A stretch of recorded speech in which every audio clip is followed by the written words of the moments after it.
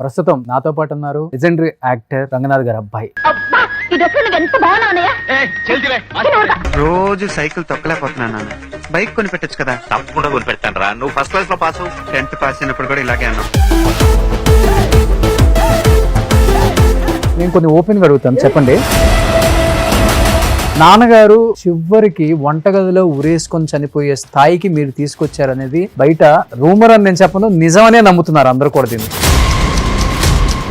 అమ్మగారు ఆమె చనిపోయే వరకు కూడా మంచం మీదే ఉన్నారు. ఎప్పుడు కూడా కొడుకు కానీ కూతుర్లు కానీ ఆ ఇంటి వైపు కూడా తొంగి చూడలేదు అనేది ఒకటి. మీ నాన్నగారు ఉరేసుకొని చనిపోతూ గోడ మీద మీనాక్షి అని ఒక అమ్మాయి, ఆ అమ్మాయి చాలా మంచిది, ఆ అమ్మాయిని ఏం చెయ్యొద్దు మీరు, నాకున్న ప్రాపర్టీస్ మొత్తం ఆ అమ్మాయి పేరు మీద రాసి నేను చనిపోతున్నానని మీ నాన్నగారు ఉరేసుకొని చనిపోయిన తర్వాత మీరు ఆ ఇంట్లోకి వెళ్ళిన మాట వాస్తవమా కాదా? మీనాక్షి అనే అమ్మాయి మాకు ఆవిడ కాళ్ళ పైన పడి దండం పెట్టాను. ఎందుకు వంటగది అంటే అక్కడ మంచి స్పేస్, ఆయన మంచి టాల్ కదా, హైట్ కదా, కాబట్టి అక్కడ స్టూల్ వేసుకొని అవన్నీ రాసి పెట్టేసి ఆ రోజు చనిపోయిన తర్వాత చిరంజీవి గారు వచ్చారు. చాలా కోపంగా అడిగారు. మా మదర్ 95లో పడిపోయారు. ఇప్పుడు మా ఇంట్లో ఎవరంతా రిలేటివ్స్ వస్తారు, ఎంతమంది ఉన్నారు, వాళ్ళందరూ గాయం. మా అమ్మ యూరిన్ నేను తీసేవాడిని, మా నాన్న మోషన్ తీసేవారు, మా నాన్నేమో వంట చేస్తానని, నేను ఇల్లు చిమ్మి తుడిచి గిన్నెలు కడిగాను.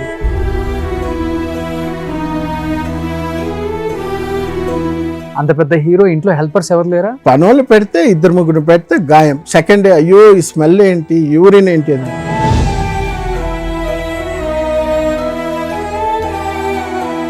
ఒకసారి నాన్న చూస్తే బాధ వేస్తుంది, ఒకసారి అమ్మ చూస్తే ఏం చేయలేము. నిస్సహాయమైన వయసు.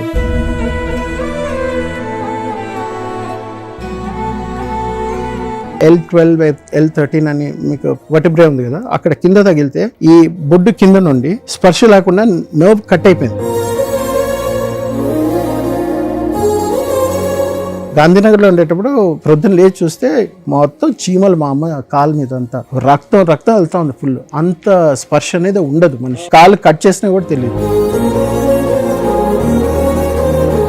ఇప్పుడు నాన్నకి సినిమాలు తగ్గిపోయాయి. మేము ఇచ్చే రెంట్ నుండి ఇంకా we came down. ఇల్లు రెంట్ కట్టని పరిస్థితికి వచ్చిందా? రుక్మిణి అపార్ట్మెంట్స్ లో 2000 we were paying 2500. అక్కడ నుండి దాని పక్క వీధిలోనే గల్లీలోనే అక్కడ మేము వెళ్ళేసరికి రెంట్ 800 అంత. కానీ ఎన్నిసార్లు ఏడ్చుంటారు 4 గోళ్ల మధ్య. అమ్మ చనిపోయింది, నాన్న చనిపోయాడు, కట్టుకున్న భార్య చిన్న ఏజ్ లోనే చనిపోయింది. ఇప్పుడు మా అత్తగారు మామగారు కూడా పోయారు. నాన్నకు తోడబుట్టిన వాళ్ళు ఎవరితో నేను టచ్ లో లేదు. ఆ పెద్ద అక్కయ్య చనిపోయింది, తనకి బ్రెస్ట్ క్యాన్సర్ వచ్చి చనిపోయింది. అదే విన్నాను నేను. ఎలా అండి అంత మూర్ఖంగా ఉండగలరు? మా ఆవిడ సూసైడ్ అటెంప్ట్ చేసుకున్నారు. So they never came and saw. వాళ్ళు అడగడం లేదు, మాట్లాడడం లేదు, నేను అడగడం లేదు, నేను మాట్లాడడం లేదు. మీరు మీ కొడుకు ఇద్దరే.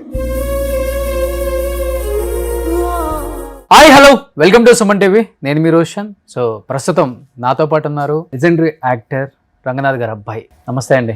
నమస్తే. సో కొంచెం నాన్నగారిని చూసినట్టే ఉంది. చాలా చాలా హ్యాపీగా ఉంది మిమ్మల్ని ఇలా చూడటం. ఎందుకంటే దాదాపు 350 పైగా చిత్రాలలో ఒక హీరోగా, ఒక విలన్గా, ఒక క్యారెక్టర్ ఆర్టిస్ట్గా, ఒక నాన్నగా, ఒక పెదనాన్నగా ఎంతోమందిని మెప్పించి, రంగనాథ్ గారు అంటే ఒక గొప్ప నటుడు మాత్రమే కాదు, ఒక గొప్ప మనిషి, చాలామందికి హెల్పింగ్ నేచర్ చేసే ఒక మంచి అలవాటు కూడా ఉంది ఆయనకి. అలాంటి గొప్ప వ్యక్తి కడుపున పుట్టిన మీరు నిజంగా చాలా చాలా అదృష్టవంతులండి. నాగేంద్ర కుమార్ గారు, రంగనాథ్ గారు ఈ జనరేషన్ ఎక్కువ గుర్తుపెట్టుకోవాలనుకుంటే నిజం సినిమాలో మహేష్ బాబు గారి నాన్నగా చేస్తారనమాట. ఎంత గొప్ప నటులు. చిరంజీవి గారితో ఎన్ని సినిమాలు అండి కాంబినేషన్, వాళ్ళిద్దరివి పోటాపోటీగా ఉండేవి. అసలుకి ఇది అదేం లేకుండా అన్ని పాత్రలు చేసేసారు ఆయన. తర్వాత సీరియల్స్లోకి వచ్చేసారు. అక్కడ కూడా తనదైన మార్క్ జనంలో గట్టిగా స్టాంప్ వేసేసుకున్నారు రంగనాథ్ గారు. ఏం చెప్తారు నాన్నగారి ఆ లెగసీ అండ్ ఆయన సినిమాలు, ఆయన బాల్యం ఆయన కుటుంబ నేపథ్యం చాలా మందికి తెలియదు. 10 years అయింది ఆయన చనిపోయి, కానీ ఆయన ఇప్పటికి మాకు గుర్తున్నారు అంటే కేవలం ఆయన సినిమాలు. అవును. బట్ ఆయన బ్యాక్గ్రౌండ్ ఏంటో మాకు తెలియదు. ప్లీజ్ ఒకసారి మీరు. షూర్, థ్యాంక్స్ రోషన్ గారు ఫస్ట్ పిలిచినందుకు. I think it's almost 1 year. అవును, అట్లీస్ట్ కొంచెం తెలియాలి కాబట్టి నేను ఇంత ఇంట్రో చెప్పాల్సి వచ్చింది. Correct. So first of all ఆయన కడుపులో పుట్టడం అనేది ఒక మహాభాగ్యం, ఏ జన్మలో చేసుకున్న పుణ్యమో అది. ఆయన బాల్యం, ఆయన he is the first son, 4-5 brothers ఉన్నారు. సో అందులో లాస్ట్ ఒక సిస్టర్. ఆయన ఫస్ట్ పుట్టిన మనిషి. సో ఫస్ట్ పుట్టిన బిడ్డగా వాళ్ళ అమ్మ నాన్నకి ఇంకెవరు లేరు, ఫస్ట్ పిల్లలు ఎవరైనా ఉంటే చాలు, నేను పెళ్లి చేసి పంపించేసాను, నాకు నీ పుట్టిన మొదటి కొడుకు నాకు ఇవ్వు, నేను పెంచుకుంటాను, నువ్వు ఎంతమందిని కావాలంటే కనుక్కో అనేసరికి తనేంటి, మా తాతగారు అంటే మా నాన్నకి తాత మందసా మహారాజ్ అని ఉండేవారు, వారి దగ్గర పర్సనల్ డాక్టర్గా ఉండేవారు. ఓకే. సో అక్కడ ఉండేసరికి మా నాన్నని పెంచుకున్నారు వాళ్ళు. సమ్మర్ హాలిడేస్లో వాళ్ళ అమ్మా నాన్న వచ్చి చూసి వెళ్ళేవారు వాళ్ళ అమ్మింట్లో. ఓకే. అలాగ పెరిగేసరికి ఆయన చిన్నప్పటి నుండి ఎలా అనిపించిందంటే ఒక యాటిట్యూడ్, నేను రాజుల వంశం దగ్గర బ్రతికే మనిషిని, మా తాత ఒక గొప్ప doctor, personal doctor for a king అని మైండ్ సెట్లో చిన్నప్పటి నుండి పెరిగారు. వాళ్ళ నాన్నగారు వచ్చి రైల్వేస్లో గార్డ్, వాళ్ళమ్మ హోమ్ మేకరే. సో వాళ్ళందరూ బ్రదర్సు, ఒక సిస్టరు, వాళ్ళ అమ్మ నాన్న చూడ్డానికి వచ్చేవారు సంవత్సరానికి ఒకసారి. అలాగా ఉండేది వాళ్ళ రిలేషన్షిప్. ఈయన సెపరేట్గా పెరిగారు, చిన్నప్పుడు నుండే సెపరేట్గా పెరిగారు వాళ్ళ తాత దగ్గర. ఆయన పేరు పార్థసారథి, వాళ్ళ అమ్మమ్మ పేరు నాదనాయకమ్మ. సో అలా పెరిగిన మనిషికి ఒక వ్యక్తిత్వం అంటే ఒక బిహేవియర్, యాటిట్యూడ్ ఎలా పెరిగిందంటే I belong to the elite group okay అన్నట్టు అలా పెరిగారు. సో ఏమైపోయిందంటే నేను అలా ఉండాలంటే రాజులాగే ఫీల్ అయ్యారు, అలా ఫీల్ అయ్యారు. కాబట్టి ఆయన నడిచే నడకైనా సరే, మీరు చాలా సినిమాల్లో కానీ బయట కూడా చూసారని చాలా గంభీరంగా ఉంటుంది. వాయిస్ కూడా అంతే, వాయిస్ అంతే, the way he carries himself. ఎక్కడ మీరు ఆయన నవ్వడం కనిపించరు. Is a man of very high stature. High stature అనేది చాలా పెద్ద పదం, ఎందుకంటే ఆయన స్టార్టింగ్ కెరియర్లో రైల్వేస్లో టికెట్ కలెక్టర్గా ఉండి పెళ్లి చేసుకొని 3 పిల్లల్ని 21 yearsకి 3 పిల్లల్ని కనేసి రైల్వేస్లో ఉండేటప్పుడు జాబ్ పెట్టుకొని సినిమాలో ట్రై చేశారు. గిరిబాబు అని ఒక ఆయన ఉండేవారు ప్రొడ్యూసర్. ఈ గిరిబాబు గారు కాదు, ఈయన మా ఫాదర్కి బాగా క్లోజ్ ఫ్రెండ్. సో వేరే ప్రొడ్యూసర్ గిరిబాబు, డైరెక్టర్ గిరిబాబు అనుకుంటాను. ఆయనకి ఫోటోలు అన్ని పంపిస్తే ఆయన చూసి సైడ్ ప్రొఫైల్లో బాగుంది, రంగనాథ్ మంచి హైట్ ఉన్నాడే, 6 అడుగులు అందగాడు, టాల్ డార్క్ అండ్ హ్యాండ్సమ్ లాగా బాగున్నాడే. అప్పుడే మీకు ఒక జనరేషన్ మారుతుంది 70sలో ఎలా మారుతుందంటే అప్పుడే కృష్ణ గారు, సో హర్నాథ్ గారు, ఆ టైంలో నుండి వచ్చే కొత్త బ్లడ్, పాత నీరు పోయి కొత్త నీరు వచ్చే టైంలో అప్పుడు మా ఫాదర్ ఎంటర్ అయ్యారు. అప్పుడు ఫస్ట్ సినిమా ఎవరు మన అక్కినేని నాగేశ్వరరావు గారి సినిమా, చిన్న కెమెరాలో వెనకాల ఎక్కడో కనిపిస్తారు ఆయన. దాని తర్వాత చంద్ర అనే సినిమాతో స్టార్ట్ అయింది కెరియర్. సో అది సినిమా ఫ్లాప్, అది హీరోయిన్ ఓరియంటెడ్ సినిమా. ఫ్లాప్ అయిన తర్వాత 10-12 సినిమాలు వచ్చాయి ఆఫర్స్. వచ్చిన తర్వాత ఒకదాని తర్వాత ఒకటి అలా సినిమాలు ఒక 30-40-50 సినిమాల పైన హీరోగా చేశారు. అందులో ఆ టైంలో మంచి సినిమాలు అంటే ఈ చదువులు మాకొద్దు, తర్వాత లవ్ ఇన్ సింగపూర్, అందులో చిరంజీవి గారు సెకండ్ హీరో, మా ఫాదర్ ఫస్ట్ హీరో. చెప్పుకోవడానికి బాగుంటుంది కానీ అదొకటి. తర్వాత ఇంటింటి రామాయణం, మళ్ళీ Panthulamma. These were very nice movies. పాటలు అయినా సరే. ఎస్పి బాలసుబ్రహ్మణ్య గారికి మా నాన్న అంటే చాలా ఇష్టం, ఎస్పిబి గారికి. సో అంటే ఆయన ఒక ఇంటర్వ్యూలో కూడా చెప్పినట్టున్నారు, పాడుతా తీయగాను. అందులో చంద్రమోహన్ గారును రఘునాథ్ గారు నేను పాడేటప్పుడు ఆ లిప్సింగ్కి న్యాయం చేసే 2 మంచి హీరోలు అంటే వాళ్ళని maybe out of affection, personal relationship వల్ల చెప్పారు ఏమో, కానీ అదొక కాంప్లిమెంట్గా చెప్పారు. కాబట్టి మా ఫాదర్కిను ఎస్పీబీ గారికి ఒక మంచి రిలేషన్షిప్ ఉండేది. ఇది ఎందుకు చెప్తాను నేను తర్వాత చెప్తాను. సో అలా స్టార్ట్ అయిన కెరియరు, తనతో పాటు 20-30 మంది ఫ్యామిలీ మెంబర్స్, వీళ్ళని అందరినీ తెచ్చి పెట్టి పోషించి నెలకి 200-300 కిలోల బియ్యం నడిచేది రోజు. ఆ హీరో టైంలో ఏమైపోయిందంటే సపోర్ట్ ఎవరు లేరు ఆయనకి. సపోర్ట్ ఎవరు లేకపోయేసరికి ఒక సైడు తమ్ముళ్ళు చదువుతున్నారు, ఒక తమ్ముడేమో డాక్టర్ MBBS ఆయన చదువుతున్నారు, ఒక సైడ్లో మేము పిల్లలు, ఒక సైడ్లో ఆయన బ్రదర్స్, వాళ్ళ ఫ్యామిలీస్, వాళ్ళ పిల్లలు, ఇంతమంది పెట్టుకునేసరికి ఇల్లు గడవాలి కదా. అక్కడ కొంచెం వెయిట్ చేయలేకపోయారు హీరో ఛాన్సెస్కి, కొంచెం డౌన్ అయినాం. అప్పుడు క్యారెక్టర్ రోల్స్కి వెళ్ళారు. అప్పుడు టికెట్ కలెక్టర్ గా మానేసారు ఇంకా, job మానేసారు. మానేసి కంప్లీట్ గా చెన్నైకి వచ్చేసారు. ఓకే, ఎన్ని ఇయర్స్ చేశారు అసలుకి? 74 లో వచ్చారు. వచ్చిన తర్వాత అక్కడ నుండి చెన్నైలోనే ఉండిపోయాం. ఓకే, గవర్నమెంట్ జాబ్ వదిలేసి చెన్నైకి వచ్చేసి అక్కడ అంటే సినిమాలు వస్తున్నాయి, మంచి ఆఫర్స్ వస్తున్నాయి, బాగా చేస్తున్నాడని ఎప్పుడు 10 సినిమాల ఆఫర్స్ వచ్చిందో చందన ఆ టైం నుండి వచ్చేసి 74లో వచ్చారు ఇండస్ట్రీ. సో అప్పుడు స్టార్ట్ అయిపోయింది. వచ్చిన తర్వాత ఏంటంటే ఇట్ జస్ట్ వెంట్ ఆన్. అప్పుడు ఫ్యామిలీ వాళ్ళని చూసుకోవాలి, వాళ్ళకి మీన్స్ ఆర్థికంగా ఇంకెవరు లేరు support. So he was struggling to meet the ends. అందరిని 23 మంది 25 మందిని పోషించాలంటే ఇట్స్ నాట్ ఇంటికి పెద్ద కాబట్టి, ఇంటికి పెద్ద. ఓకే, సో ఎవరైనా అడిగినా హీరో రంగనాథ్ వాళ్ళ ఫ్యామిలీ వాళ్ళంటే ఎవరెక్కడ చిన్న చూపు చూస్తారని అందరిని దగ్గర 23 మంది ఉన్నారు అప్పటికే. 23 మంది. నాన్నకు పెళ్లి అయిపోయి మీ ముగ్గురు కూడా పుట్టేశారు. పుట్టేసిన తర్వాత సో మాకంటూ ఆస్తులు, మాకంటూ ఇవంటూ కాపాడుకోవడానికి చేయడానికి ఆయన సెల్ఫిష్ మనిషి కాదు ఫస్ట్ ఆఫ్ ఆల్. సో ఎవరిని అందరినీ చూసుకుందాం, అందరూ బాగుండాలి, అందులో మనం ఉండాలనే రకం మనిషి కాబట్టి అదే మా యాటిట్యూడ్ మాకు కూడా వచ్చింది. మమ్మల్ని పెంచేసరికి ఎలా వచ్చిందంటే, నీకు చదువు నేర్పించానంటే you have to be independent by yourself. ఇప్పుడు అమెరికన్ సొసైటీ ఎలా ఉంటుందో ఆ టైప్ అనమాట. కాబట్టి మేము ఏంటంటే డబ్బులు ఇచ్చారా, ఆస్తులు ఇచ్చారా, అవి ఇచ్చారా, ఏవి మేము కూడా అడగలేదు. సో మా అక్కలకి వాళ్ళకి కావాలి, బావాళ్ళకి కావాల్సిందని ఆయన చేశారు. That's were.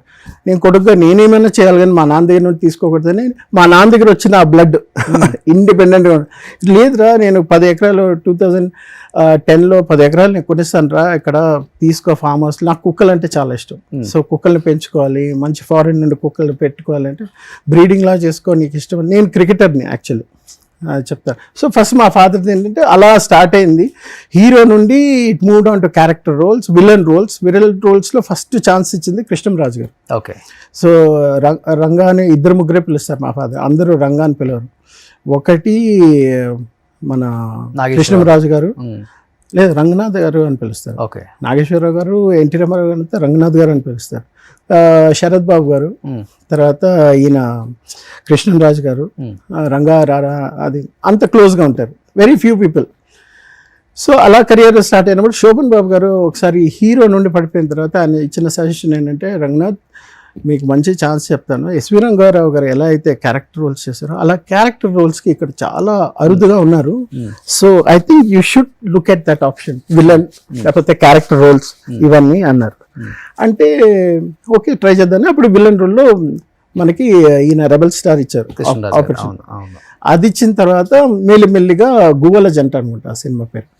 సో అది ఇచ్చిన తర్వాత నెక్స్ట్ రజనీకాంత్ గారితో విలన్గా మెయిన్ లీడ్ విలన్గా చేశారు, కై కొడుకుం కై అని. కన్నడ సినిమాలో అది చాలా హిట్ అయింది. అది తమిళ్లో తీశారు. ఆ రేవతి హీరోను, అందులో మా ఫాదర్ రేవతిని రేప్ చేసేస్తారు. లాస్ట్ ఆయన ఒక పంచాయతీ లీడరు. సో ఆయన్ని లాస్ట్లో కొట్టి, అప్పుడు మేము కలిసాం రజనీకాంత్ గారిని కలిసి. సో అలాగే ఆయన లైఫ్ జర్నీ అలా వస్తూ వస్తూ మా మదర్, నాకు కరెక్ట్ డిగ్రీ అయిపోయింది, నేను అప్పుడు క్రికెట్ ఆడుతున్నాను.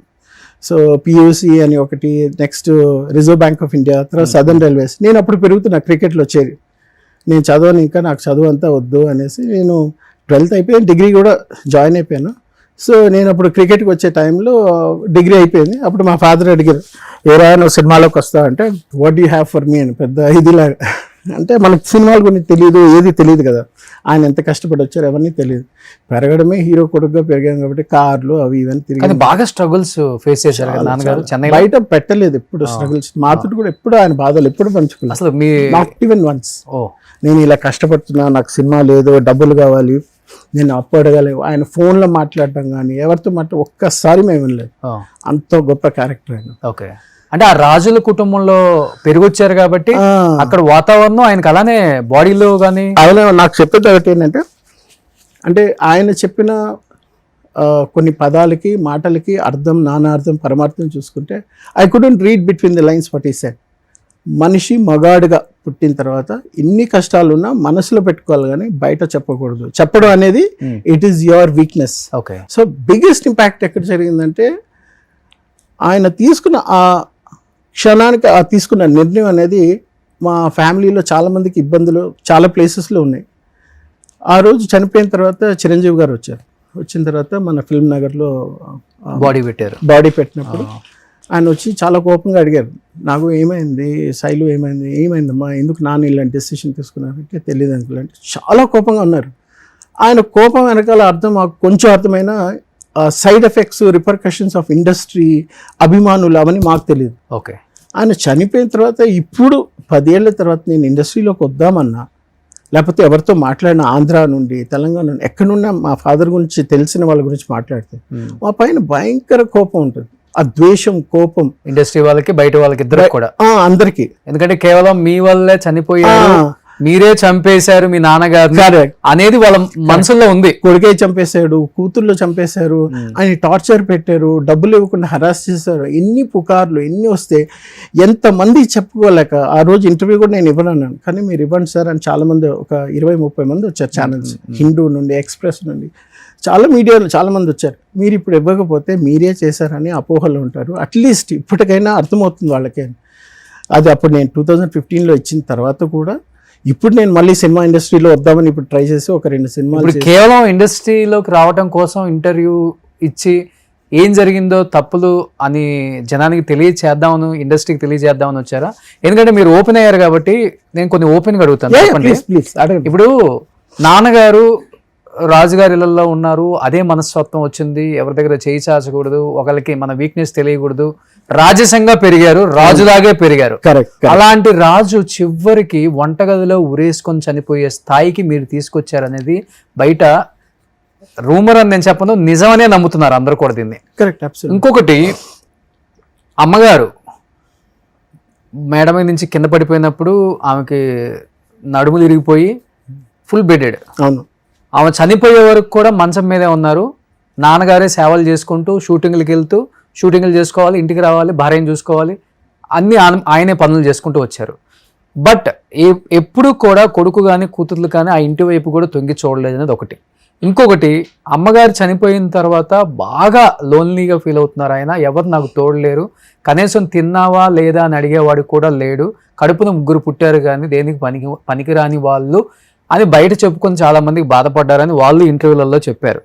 ఇంకొకటి, నాన్నగారు లోన్లీనెస్ చూసి ఒక ఫ్రెండ్ ఆయనకు తెలిసిన ఒక అమ్మాయిని హెల్పర్గా పెడితే, మీనాక్షి అని ఒక అమ్మాయిని, ఆ అమ్మాయి మీ ఆస్తి ఏదో కాజేస్తుందని చెప్పేసి మీరు వెళ్ళి ఆ అమ్మాయిని కొట్టి ఇంట్లో నుంచి బయటికి గంటేసి మీ నాన్నగారు లోపల పెట్టేసి తాళాలు వేసేసారు. ఒకటి, అది భరించలేక మీ నాన్నగారు ఉరేసుకొని చనిపోతూ గోడ మీద ఆ అమ్మాయి చాలా మంచిది, ఆ అమ్మాయిని ఏం చెయ్యొద్దు మీరు, నాకున్న ప్రాపర్టీస్ మొత్తం ఆ అమ్మాయి పేరు మీద రాసి నేను చనిపోతున్నానని మీ నాన్నగారు ఉరేసుకొని చనిపోయిన తర్వాత మీరు ఆ ఇంట్లోకి వెళ్ళిన మాట వాస్తవమా కాదా? అసలు మీరు నన్ను 5 ప్రశ్నలు అడిగారు. ఇప్పుడు నేను ఒక్కొక్కటి స్టార్ట్ చేస్తాను. మా మదర్ పడిపోయారు. నేను అదే ఇప్పుడు ఇందాక చెప్పినట్టు నా డిగ్రీ అయిపోయిన తర్వాత 95లో పడిపోయారు. సో 95లో పడిపోయారు. 96లో నా గ్రాడ్యుయేషన్ అయిపోయింది. పడిపోయిన తర్వాత ఇప్పుడు మా ఇంట్లో ఎవరంతా రిలేటివ్స్ వస్తారు, ఎంతమంది ఉన్నారు, వాళ్ళందరూ గాయం, ఆల్ గాన్. మా నాన్న, రే నేను ఒక డిపార్ట్మెంట్ చూసుకుంటా, నువ్వు ఇంకో డిపార్ట్మెంట్ చూసుకో అన్నారు. ఏంటంటే లైఫ్ ఈజ్ న్యూ. అమ్మ పడిపోయింది, మెయిన్ ఒక ఇంటికి ఇల్లాలే ముఖ్యం అన్నప్పుడు తను పడిపోయిందంటే అప్పుడు మగవాళ్ళకి వాల్యూ తెలిసి వస్తుంది. సరేరా నేను అమ్మని కొంచెం చూసుకుంటాను, నువ్వు ఇంటి పని చేసుకో, నేను కూడా ఇంటి పని చూసుకుంటానని అప్పుడు మేము ఇద్దరం వర్క్ డివైడ్ చేసుకున్నాం. మా అమ్మ యూరిన్ నేను తీసేవాడిని, మా నాన్న మోషన్ తీసేవాడిని. నెక్స్ట్ మా నాన్నేమో వంట చేస్తాను, నేను ఇల్లు చిమ్మి తుడిచి గిన్నెలు కడిగేవాడిని. ఇవన్నీ మేము ఇద్దరం చేసుకున్నాం. ఈ విషయాలు ఎవరికి తెలియదు. ఎలా గడిచింది ఇల్లు. అంత పెద్ద హీరో ఇంట్లో హెల్పర్స్ ఎవరు లేరా? పనులు పెడితే 2-3 పెడితే గాయం. సెకండ్ డే అయ్యో ఈ స్మెల్ ఏంటి, యూరిన్ ఏంటి అని ఎవరు చేశారు? ఎవరికి తెలుసు నేను చేసింది ఏంటి? మా అమ్మ నాన్న పక్కన నేను చేసింది ఏంటి, నేను పడిన క్షోభ ఏంటి, నేను అనుభవించిన నరకం ఏంటి. ఒక సైడ్ నాన్నని చూస్తే బాధ వేస్తుంది, ఒక సైడ్ అమ్మ చూస్తే ఏం చేయలేము. నిస్సహాయమైన వయసు. మా నాన్నకి one of the best friends in the world is me. అది చాలా మందికి తెలియదు. ఎందుకు ఇంత మంచి బెస్ట్ ఫ్రెండ్ వాళ్ళలోనే అన్నారు, చనిపోయేటప్పుడు నాన్న పక్కన లేకుండా? చెప్తా, I will tell you. Coming back to the point, ఆయన తీసుకున్న డెసిషన్కి మా అమ్మ చనిపోయిన తర్వాత అప్పుడు చిన్నప్పటి నుండి చెప్పారు, చైతన్య నువ్వు చనిపోతే నేను వెంటనే చచ్చిపోతాను, నాకు ఈ ప్రపంచంలో లేదు అంటే. నేను నాన్న ఈ పిచ్చి మాటలని అనకండి, మాకు పెరుగుతున్నాం కదా, మాకు ఎలా ఉంటుంది, అమ్మకోసం అన్నారంటే సెపరేట్గా అన్నాను కానీ మా ముందు అనకండి అంటే అమ్ములు అని పిలుస్తారు. వాళ్ళ హస్బెండ్ వైఫ్ వాళ్ళ రిలేషన్షిప్ కాబట్టి చాలా క్లోజ్గా ఉండేది. And he is a very sensitive person. మా నాన్న చాలా సెన్సిటివ్. అందుకే బయట వాళ్ళతో మాట్లాడినా మనల్ని ఏదో ఒక అంచనా వేస్తారు, దిల్ స్టార్ట్ జడ్జింగ్ అస్ అని. ఫ్యామిలీతోటే ఎక్కువ టైం స్పెండ్ చేస్తారు. షూటింగ్కి వెళ్ళకపోతే ఇంట్లోనే కూర్చుంటారు. నన్ను రారా కూర్చొని మన క్రికెట్ ఆడదాం, గ్రిప్స్ దే అని టెన్నిస్ నైట్ నిద్రపోకపోయినా టెన్నిస్ ర్యాకెట్ పెట్టి ఊపుతా ఉంటారు. ఏనైనా పడుకోలేదంట, లేదురా నిద్ర పట్టలేదంటారు. మేము ఎన్ని టాపిక్స్ మాట్లాడాం. We used to talk about you name anything under the sun. Science గురించి అయినా, లేకపోతే ఫిజిక్స్ కానీ, లేకపోతే లైఫ్ గురించి కానీ, భగవద్గీత, రామాయణం ఎవరు రాశారు ఏంటి, మహాత్మా గాంధీ ఏంటి, ఆ టైంలో వచ్చినాయి, ఇవన్నీ మాట్లాడారు. అంత క్లోజ్ కంపెనీ మా నాన్నకి నేను తప్ప ఇంకెవరు లేరు. ఆయనకు ఒక ఫ్రెండ్ ఉండేవారు, ఆ నంద అని. ఆయన ఎప్పుడన్నా వస్తారు, మాట్లాడతారు. వాళ్ళ ఫ్రెండ్షిప్ రిలేషన్షిప్ అది వేరే ఉండేది. But day to day basis మేము ఇలాగే ఉండేవాళ్ళం. ఉండేటప్పుడు చెన్నైలో ఇంకా అయిపోయిన తర్వాత ఇంకా ఆ ఇల్లు అమ్మేసాము, వేరే ఇంటికి వచ్చాము. మా మదర్ పడిపోయారు. పడిపోయిన తర్వాత ఇంకా ఆ సెంటిమెంట్ తో ఆ ఇల్లు వద్దనా? లేదు, ఆ ఇల్లు మా అక్క పెళ్లి కోసం అని అది అమ్మేశారు ఆ టైంలో. సో అప్పుడు కొంచెం తక్కువ వడివేలు గారు వడివేలు కొన్నది. ఆయన వచ్చాడు వడివేలు మా ఇంటికి వచ్చి, ఎన్నప్ప ఆయన తెలియమా వడివేలు అంటే, అప్పుడే వరవ ఎట్టనా సెలవు పత్తనా అంటే మన తెలుగులో జగపతి బాబు గారు రాధిక వాళ్ళు యాక్ట్ చేసినట్టున్నారు ఓకే ఆ సినిమా టైం. అప్పుడే సారథి స్టూడియోస్ ఏదో ఒక స్టూడియోస్ ఉంది అక్కడ సాలిగ్రామం దగ్గర. ఆయన అక్కడ నుండి వచ్చారు. వచ్చిన తర్వాత అప్పుడే ఇంట్రడ్యూస్, అప్పుడే హీ వాజ్ ఫేమస్ కదా, కాదలని చాలా సినిమాలు చేశారు ఆయన. చేసిన తర్వాత వచ్చిన తర్వాత చూసాము, మాట్లాడాము. తర్వాత ఇల్లు అమ్మేసిన తర్వాత 6 months తర్వాత ఇల్లు వెకేట్ చేసాము. వేరే ఇంటికి వెళ్ళాము. అప్పుడు మా మదర్ పడిపోయారు. ఇంకా అప్పుడు నా గ్రాడ్యుయేషన్ అయిపోయి క్రికెట్ కెరియర్ కూడా అప్పుడు స్టాప్ అయిపోయిందని, అప్పుడు సరే ఇంకా హైదరాబాద్కి వెళ్ళిపోదాం అన్నారు. హైదరాబాద్ వెళ్తే ఏముంటుంది నాన్న, అంతా సేమ్ కదంటే, నీకు నా గురించి తెలియదురా, నేను యాక్టర్ని, నీకు తెలుసు. మ్యాక్సిమం ఒకసారి రజనీకాంత్ గారితో కలిసి చూసావు, లేకపోతే చిరంజీవి గారు మన ఇంటికి వచ్చి చూసావు, నీకు నా గురించి తెలియదు అన్నారు. ఏం గొప్పగా ఉండబోతుంది, ఈయన పెద్ద. చిన్నప్పుడు చూసాం బస్సులు ఫస్ట్ చిరంజీవి గారి ఇంటి దగ్గర ఆగుతాయి, ఒక 7-8 బస్సులు కృష్ణ గారి ఇంటి దగ్గర ఆగుతాయి, మళ్ళీ మా ఇంటి దగ్గర ఆగుతాయి. అవి ఆ చిన్నప్పుడు చూసిన ఉన్నాయి. బట్ ఇన్ డెప్త్ ఏంటి, ఆయన క్యాలిబర్ ఏంటి, ఆయన స్కిల్ ఏంటి నాకు తెలియదు. మెల్లిగా 2021 వచ్చిన తర్వాత, హైదరాబాద్కి వచ్చిన తర్వాత ఒక షాకింగ్ జరిగింది.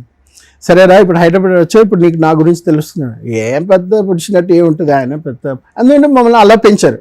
బయట ఆయన గురించి ఏది చూపించకుండా ఒక మిడిల్ క్లాస్ ఫ్యామిలీ, నెలకు ఒక 5,000 3,000 వచ్చి అలాగ పెంచారు. కాబట్టి ఆ ఇన్నసెన్స్ ఉండిపోయింది మాకు. ఇక్కడ వచ్చిన తర్వాత ఫస్ట్ స్నేహ గారు శ్రీకాంత్ గారి పెళ్ళి, ఊహా గారును శ్రీకాంత్ గారి పెళ్ళికి మన ఇక్కడ సాయిబాబా కళ్యాణ మండపం శ్రీనగర్ కాలనీ అదేదో ఉంటుంది అక్కడ. సో అక్కడ తీసుకెళ్లారు. మేము రుక్మిణి అపార్ట్మెంట్స్ యూసఫ్గూడలో ఉండేవాళ్ళం. అప్పుడు వెళ్తే మేము ఇటు మెట్లు ఎక్కుతున్నాం, నేను మా బాబాయ్ ఒక ఆయన వచ్చారు, నేను కూడా వస్తానంటే సరే నేను మా నాన్న వెళ్ళాము. చంద్రబాబు మేము పైకి ఇలా ఎక్కాము, చంద్రబాబు నాయుడు గారు ఇలా వెళ్తున్నారు, వెనకాల 100 మంది ఉన్నారు బెటాలియన్ తోటి. నేను ఇలా ఎక్కిన తర్వాత ఆయన చూసి నేను మా నాన్న మా ముగ్గురు గోడకు అతుక్కున్నాం. సీఎం వెళ్తే, అప్పుడు ఆయన సీఎం కదా అని గోడ అతుక్కుంటే అందరిని ఆపేసి చంద్రబాబు నాయుడు గారు ఒంటరిగా అక్కడ నడుచుకొని వచ్చారు. దగ్గర 20 meters 30 meters నడుచుకొని వచ్చి, నేను షాక్ అయిపోయి సీఎం వచ్చి మా నాన్న దగ్గర వస్తుంది అంటే ఎలాంటి ఫీలింగ్ ఒకటి ఉంటుంది. మా నాన్న గురించి ఎక్కువ తెలియదు, ఏదో తెలుసు.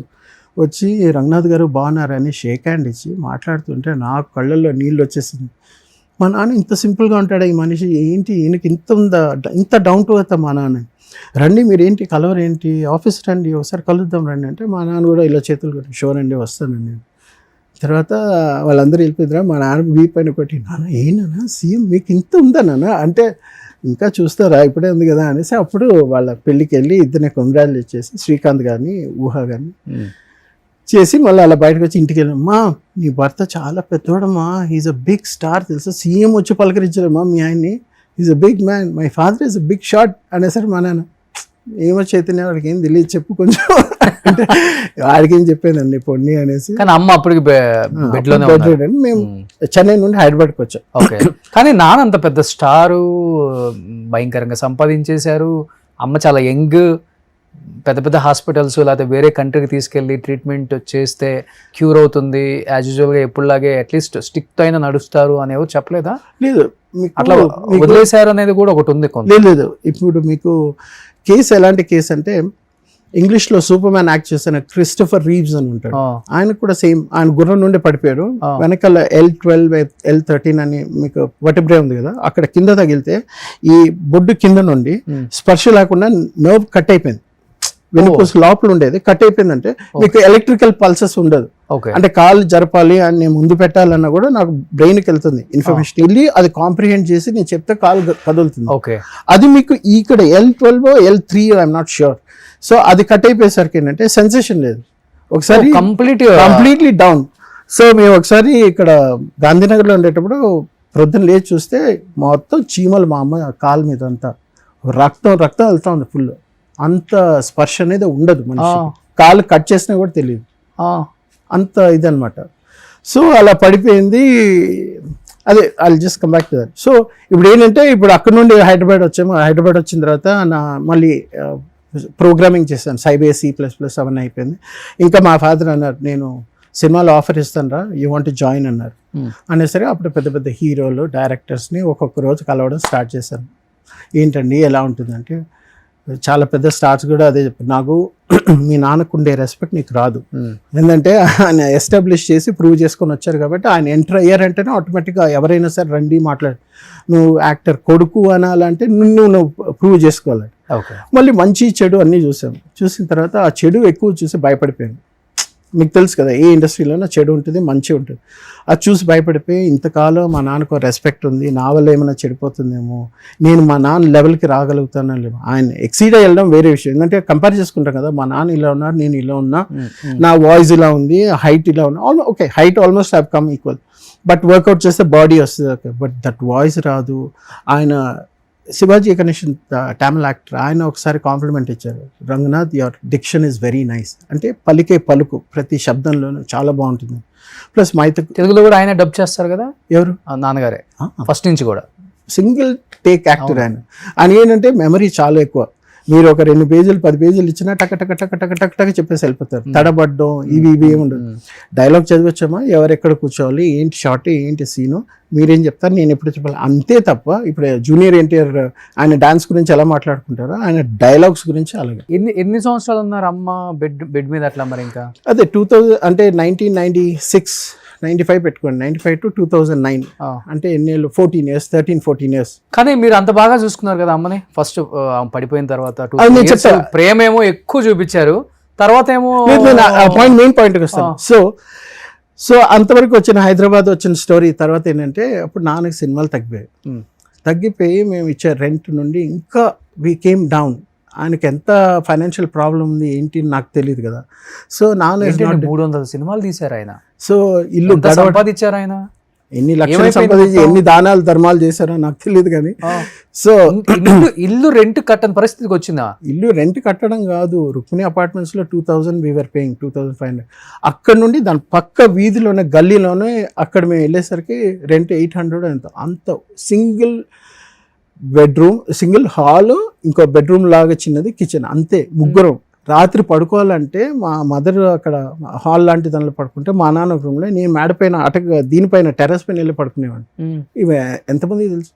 అంత కష్టాలు వచ్చేసి, కానీ నేను చదివిన తర్వాత నాకు క్రికెట్ అవ్వడం లేదని చెప్పి నేను నాన్న ఇంకా ఐ థింక్ కలుగు మా ఫ్రెండ్ దుబాయ్కి వెళ్ళాడు. సో నేను అక్కడికి వెళ్తా, డబ్బులు పంపిస్తా, యూ ప్లీజ్ టేక్ కేర్, నేను కొంచెం సెటిల్ అవ్వడానికి టైం ఇవ్వండి, బట్ అన్నీ చూసుకుంటానంటే మా నాన్నకి అది ఇష్టం లేదు. వీడు ఒక్కడే కొడుకు, కష్టమైనా నష్టమైనా నాతోటే ఉండాలని నా ప్రేమ ఉంటుంది చూసారా. అక్కడ నేను దుబాయ్కి వెళ్ళాను. దుబాయ్కి వెళ్ళి 2 years ఉండి ఆల్మోస్ట్ సెట్ చేసుకున్నాను లైఫ్ ఇంకా మీదట ఎలా ఉండాలి ఏంటని. అది సెట్ చేసుకునే టైంకి ఏంటంటే మా ఫాదర్కి అప్పుడు రాఘవేంద్రరావు గారు ఆపర్చునిటీ ఇచ్చారు. ఇది శాంతి నివాసం. అది ఈయన ఎస్వి రంగారావు గారితో ఆయన సినిమా తీద్దాం అనుకున్నారు. అది మా నాన్న చెప్పింది నాకు, రాఘవేంద్రరావు గారు ఎస్వి రంగారావు గారితో తీద్దాం అనుకున్నారు, కానీ ఆయన లేరు. కానీ ఇప్పుడు ఒక టీవీ సీరియల్గా తీయాలంటే రంగనాథ్ అయితే బాగుంటుందని ఆయనకి ఛాన్స్ ఇచ్చారు. నేను మొన్న కలిసినప్పుడు లాస్ట్ ఇయర్ డిసెంబర్లో రాఘవేంద్రరావు గారిని కలిసాను. అప్పుడు ఆయన కూడా అదే అన్నారు, తెలుసా మీ నాన్నకి నేనే ఛాన్స్ ఇచ్చానంటే, మనకెందుకు తెలియదు, అంత గొప్ప వాళ్ళు కదా. సో నేను అప్పుడు దుబాయ్కి వెళ్ళి, దుబాయ్ నుండి అప్పుడే వచ్చాను. వచ్చిన తర్వాత అప్పుడు రాజమౌళి గారి షూటింగ్ శాంతి నివాసం ఉంటే, రారా ఒకసారి సెట్కి రారా అన్నారు. వెళ్తే రాజమౌళి గారి గురించి బాగా గొప్పగా చెప్పారు. Is a very good technician, చాలా తెలివితేటలు, చాలా బాగుంది, టైం ఎక్కువ తీసుకుంటాడు కానీ ఎలాగ కన్సీవ్ చేయాలి అవన్నీ. నేను చిన్నప్పుడు ఈ సినిమాలు చూసేటప్పుడు ఎవరైనా హీరో అవ్వాలనుకుంటారు. నేనంటే ఒక సీన్ వచ్చిందంటే అది ఎలా పండాలి, స్క్రీన్ ప్లే ఇవన్నీ మాట్లాడాలి. దాన్ని బట్టి చూసి మా నాన్నకి ఏంటంటే నాకు కొంచెం టెక్నికల్ సైడ్ అంటే సినిమా డైరెక్షన్ సైడ్ ఒక అవగాహన ఉంది, వీడిని అందులో ఎంకరేజ్ చేస్తే పైకి వస్తాడని. అప్పుడు నన్ను one of the biggest directors ఇండియాలో అప్పుడు మోస్ట్ హ్యాపెనింగ్ డైరెక్టర్ తోటి పంపిస్తానన్నారు. అదే నేను కనుక్కున్న తర్వాత ఇదంతా వద్దు, మనకి రాదు, ఆ సెల్ఫ్ రెస్పెక్ట్ ఒరే తురే అనేస్తారు, నన్ను బాగా చూసుకున్నారు, ఎక్కడికి వెళ్ళినా రంగనాథ్ గారు కొడుకుంటే ఒక రెస్పెక్ట్ ఉండేది ఆ రోజుల్లో. ఇప్పుడు మళ్ళీ అది పోతుంది అనేసి నేను సినిమా ఇండస్ట్రీ రాకపోవడం కారణం. నాకు ఒక 3-4 సినిమాలు ఆఫర్స్ కూడా వచ్చాయి హీరోగా చేయడానికి. నేను దుబాయ్ నుండి వచ్చిన తర్వాత ఆ ఫోటోలు బాలకృష్ణ గారు మా పెళ్ళైన తర్వాత వచ్చి చూసిన తర్వాత బాలకృష్ణ గారు పక్కన బాగున్నాడండి, తెల్లగా అందంగా ఉన్నాడు, I think we should try అంటే చేస్తావారంటే వద్దు నాన్న నా వల్ల కాదు, ఎందుకంటే పోలుస్తారు కదా. సో దుబాయ్ నుంచి వచ్చి మీరు పెళ్లి చేసుకున్నారు. దుబాయ్ నుండి వచ్చిన తర్వాత 800 రెంట్ ఇంట్లోనే ఉంటున్నారా ఇక్కడ? అప్పుడు అక్కడే ఉన్నారు. నేను దుబాయ్కి వెళ్ళి వచ్చిన తర్వాత ఇంకా వాళ్ళిద్దరిని షిఫ్ట్ చేసి రుక్మిణి అపార్ట్మెంట్స్ మళ్ళీ అక్కడికి పాతదానికి వచ్చి మళ్ళీ ఇక మీద లైఫ్ డిఫరెంట్ ఉంటుంది. ప్లస్ ట్రాన్సిషన్ ఫేజ్ లో నేను కూడా ఉన్నాను. దుబాయ్లో ఒక పెద్ద బ్రిటిష్ కాలేజ్ ఉంది, వాళ్ళ దగ్గర సెటిల్ అవ్వడము అవి ఇవన్నీ చాలా చూస్తున్నాం. సో వచ్చిన తర్వాత ఏంటంటే అమ్మని చూసేసరికి ఇంకా ఉండిపోరా, ఏదైనా సరే మన అడుక్కు తిన్నా ఏమైనా మంచి చేసినా, మీ నాన్నకి ఇప్పుడు శాంతి నివాసం చేస్తున్నారు, నా కోసం లైఫ్లో నువ్వు ఏది కోల్పోయినా పర్వాలేదు అమ్మ కోసం చేశాను చెప్పరా అన్నారు. ఇంకేమంటా ఆవిడ వెళ్ళిందే ఆవిడ కోసం, వెళ్ళిందే మా నాన్న కోసం, మళ్ళీ పైకి రావడానికి నా కెరియర్ ఒక సైడ్. మా నాన్న మీకు అప్పుడు 24-25 వయసు అన్నారు, 26-27కి వచ్చేసారు కూడా. కనీసం ఇంట్లో పరిస్థితి ఏంటి, ఫైనాన్షియల్గా డబ్బు ఎటు వెళ్తుంది, ఏం కొన్నాము అంటే మీకు కొంచెం కూడా బాధ్యత లేకుండా వ్యవహరించారా? లేకపోతే నాన్న తీసుకునే అంటే మీరు ఆ బాధ్యతలు తీసుకునేదాకా ఆయన వద్దులే అని చిన్నపిల్లోడని, లేకపోతే పాడు చేసేస్తాడేమో, డిసిషన్ మేకర్ నేనే ఉండాలి?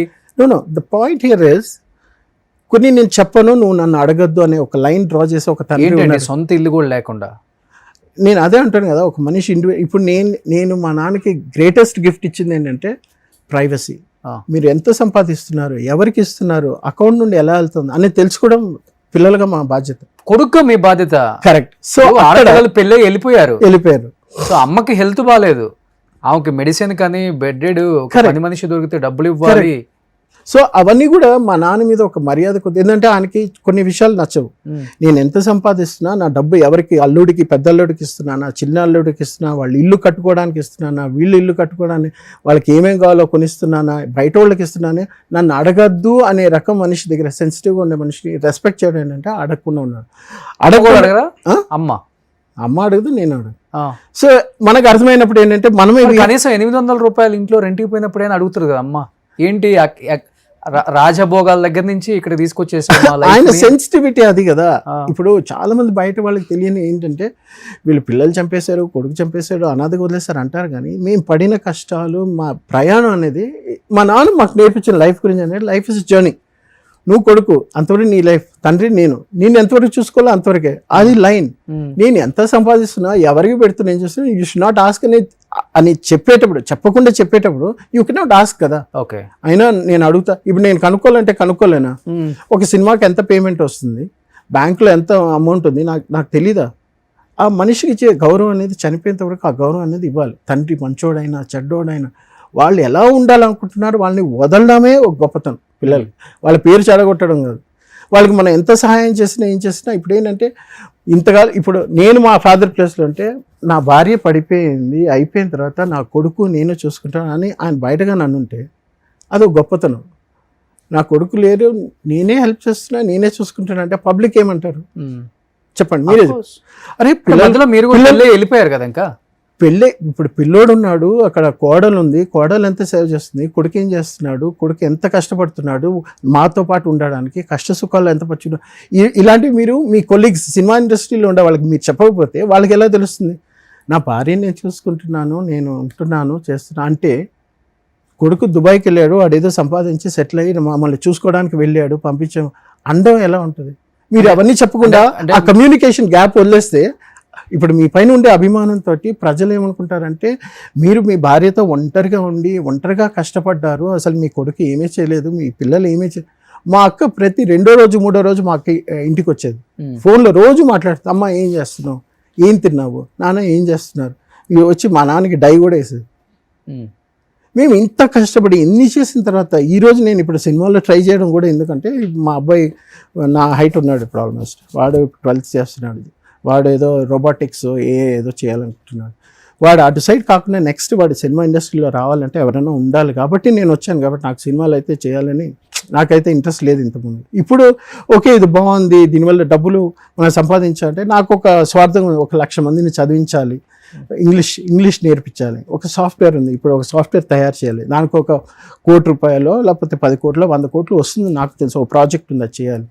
ఏది చేయాలన్నా 10 మందికి when you give back to the society. నాకు ఉండేది ఒక కొడుకే, మా ఆవిడ చనిపోయింది లాస్ట్ ఇయర్, చెప్పే కదా. సో ఇప్పుడు ఏంటంటే ఒకటే ఉన్నాడు, వాడికి నేనేం చేస్తా, వాడు చదువు వరకు పెట్టేస్తే వాడు జాబ్ వస్తుంది, అయిపోతుంది. My life is over. కానీ when you give back to the society something, when you're knowledgeable, 25-30 ఏళ్ళు ఎక్స్పీరియన్స్ అని మీరు ఏదైనా చెప్పాలి. మన తెలుగు వాళ్ళకి చాలా మందికి ఇండియాలో టెక్ సైడ్ ఉండే వాళ్ళకి ఇంగ్లీష్ మాట్లాడడం రాదు.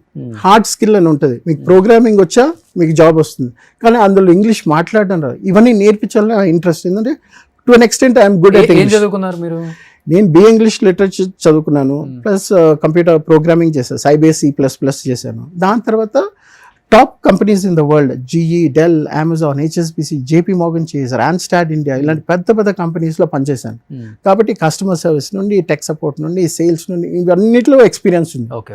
కాకుండా నేను కెరియర్ కోచ్, ఇండియాలో first career coach in IT staffing and recruiting సైడ్లో ఇండియాస్ ఫస్ట్ కెరియర్ కోచ్. నేను ఇంటర్నేషనల్ సర్టిఫికేషన్స్ దగ్గర 43-45 సర్టిఫికేషన్స్ చేశాను. CEO నేను 71 కంట్రీస్కి నేను ఒక కోచ్గా different programme management, project management, people management, team management ఇవన్నీ తీసుకున్నారంటే అంత ఎక్స్పీరియన్స్ ఉంది. కాబట్టి సెంట్రల్ లండన్ నుండి వచ్చేవాడు కూడా ఇంగ్లీష్ అడుగుతాడు, what are the working methodologies that I can learn.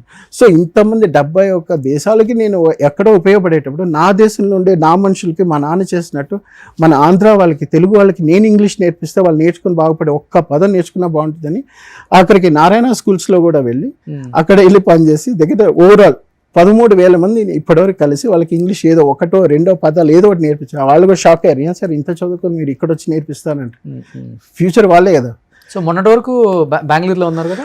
మొన్నటి వరకు బెంగళూరు వచ్చారు, హైదరాబాద్ కి షిఫ్ట్. అమ్మ చనిపోయిన తర్వాత, నాన్న చనిపోయిన తర్వాత. నాన్న అంటే లాస్ట్ ఇయర్ మా ఆవిడ చనిపోయింది, అప్పుడు లాస్ట్ ఇయర్ వచ్చాము. వచ్చిన తర్వాత బ్యాక్ అండ్ ఫోర్త్ వెళ్ళి వస్తున్నాం. లాస్ట్ టైం కూడా మనం మాట్లాడాము. సో అందుకే అక్కడికి వెళ్ళి రావడం, కొంతమంది క్లయింట్స్ ఉన్నారు వాళ్ళకి చూసుకొని ఇక్కడ ఫుల్ ట్రాన్సాక్షన్ రావడం. సో ఇలా రావడం ఇది ఒక ఫేస్ అయింది. నేను మీ క్వశ్చన్ ఎన్ని మిస్ అయ్యానో నాకు తెలియదు మొత్తానికి. లేదు, అన్ని వస్తున్నాయి. కానీ ఇప్పుడు అమ్మ చనిపోయిన తర్వాత నాన్న అయితే ఇంకా పాపం చాలా లోన్లీనెస్ ఫీల్ అయ్యారు. అదొక పాయింట్. నాన్నతో కలిసి ఉండటమో లేకపోతే నాన్న మీ దగ్గరకు తీసుకెళ్ళటమో, ఎందుకంటే ఆపర్చునిటీస్ కూడా పెద్దగా లేవు ఆయనకి చెప్పాలంటే. ఇప్పుడు శాంతి నివాసం తర్వాత ఏదో 2-3 సీరియల్స్ తీశారు, ఏదో వెంగమాంబ అని సినిమాలు ఏంటో చేశారు, చిన్న చిన్నవి తాత రోల్స్ ఇవన్నీ చేశారు. అంటే తర్వాత అయినా కానీ నాన్న అంటే అంత ప్రేమ ఉంది మీకు. మళ్ళీ చిన్నప్పటి నుంచి నాన్న కింగ్ లాగే చూశారు. నాన్న చనిపోయే స్టేజ్కి ఎందుకు నాన్న దగ్గరికి నేను రావటం, నాన్న మనం చెప్పిన విండో, మొండితనం ఎక్కువ. కొన్నాళ్ళు ఆయనతోనే కలిసి ఉందాం, మన దగ్గర టాలెంట్ ఉంది, డబ్బు ఎక్కడున్నా సంపాదించుకోవచ్చు, హైదరాబాద్లో కూడా చాలా మీకు ఆపర్చునిటీస్ ఉన్నాయి, ఇక్కడికి వచ్చి నాన్న సుఖపెట్టలేదు ఎందుకు మీరు మరి ఇంకా? సో కమింగ్ బ్యాక్ టు దుబాయ్కి వెళ్ళి రావడం, వచ్చిన తర్వాత ఇంట్లో ఎవరు లేరా ఇక్కడ నా కోసం ఉండిపోరా అంటే ఉండిపోయి, సరే ఇప్పుడు నాకు జాబ్ కన్నా ముఖ్యం మా అమ్మని చూసుకోవడానికి ఒక పార్ట్నర్ కావాలి, నన్ను చూసుకోవడానికి పార్ట్నర్. అప్పుడు పెళ్లి చేసుకున్నాను. పెళ్లి చేసుకున్న తర్వాత నేను వైఫ్ మా అమ్మ నాన్నతోటే ఉన్నాం. ఉండేటప్పుడు ఇప్పుడు కొంత మైండ్ సెట్స్ మీకు తెలుసు కదా, చాలా సెన్సిటివ్, ఎలా చెప్పాలో తెలియదు. మా మదర్కిను మా వైఫ్ చాలా క్వైట్, నోరు కూడా ఇప్పదు. But somewhere it is not happening. మా వైఫ్ ఏమంటుందంటే, తను వచ్చిన నేను కొన్ని 5 కండిషన్స్ పెట్టుకున్నా. అంటే నాకు 90sలోనే చాలామంది ఆఫర్స్, సినిమా హీరోయిన్స్, చాలా మంచి వెల్ ఆఫ్, లాస్ట్ టైం ఇంటర్వ్యూలో కూడా చెప్పా, 200-300 crores ఉండే ప్రాపర్టీ ఉండే వాళ్ళంతా నీ పిల్లనిస్తా చేసుకుంటా అంటే లేదు, మన తోపులాగా ఏదో ఒకటి చేయాలని 5 కండిషన్స్ పెట్టుకున్నా. అమ్మాయి పేద అమ్మాయి ఉండాలి, అమ్మాయి గ్రాడ్యుయేట్ అయి ఉండాలి, అందంగా తెల్లగా ఉండాలి.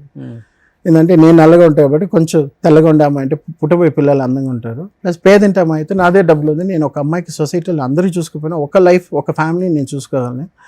నెక్స్ట్ 3వది గ్రాడ్యుయేట్ అయి ఉండాలి. పిల్లల్ని చదివించాలంటే నేను ఒక్కనే కాదు, తను చదివించాలి. ప్లస్ మేము మా ఫ్యామిలీలో అందరికీ పెళ్ళిళ్ళు అంతా పెద్ద విధంగా హీరోయిన్స్ అందరూ వచ్చి, సెలబ్రిటీస్ వచ్చారు. ఇలా కాకుండా మా పెద్దక్క పెళ్ళికి AR రెహమాన్ మ్యూజిక్ టంగ్ టంగ్ టంగ్ కొడుతున్నాడు AR రెహమాన్. సో నా పెళ్ళికి వచ్చేసరికి only register marriage.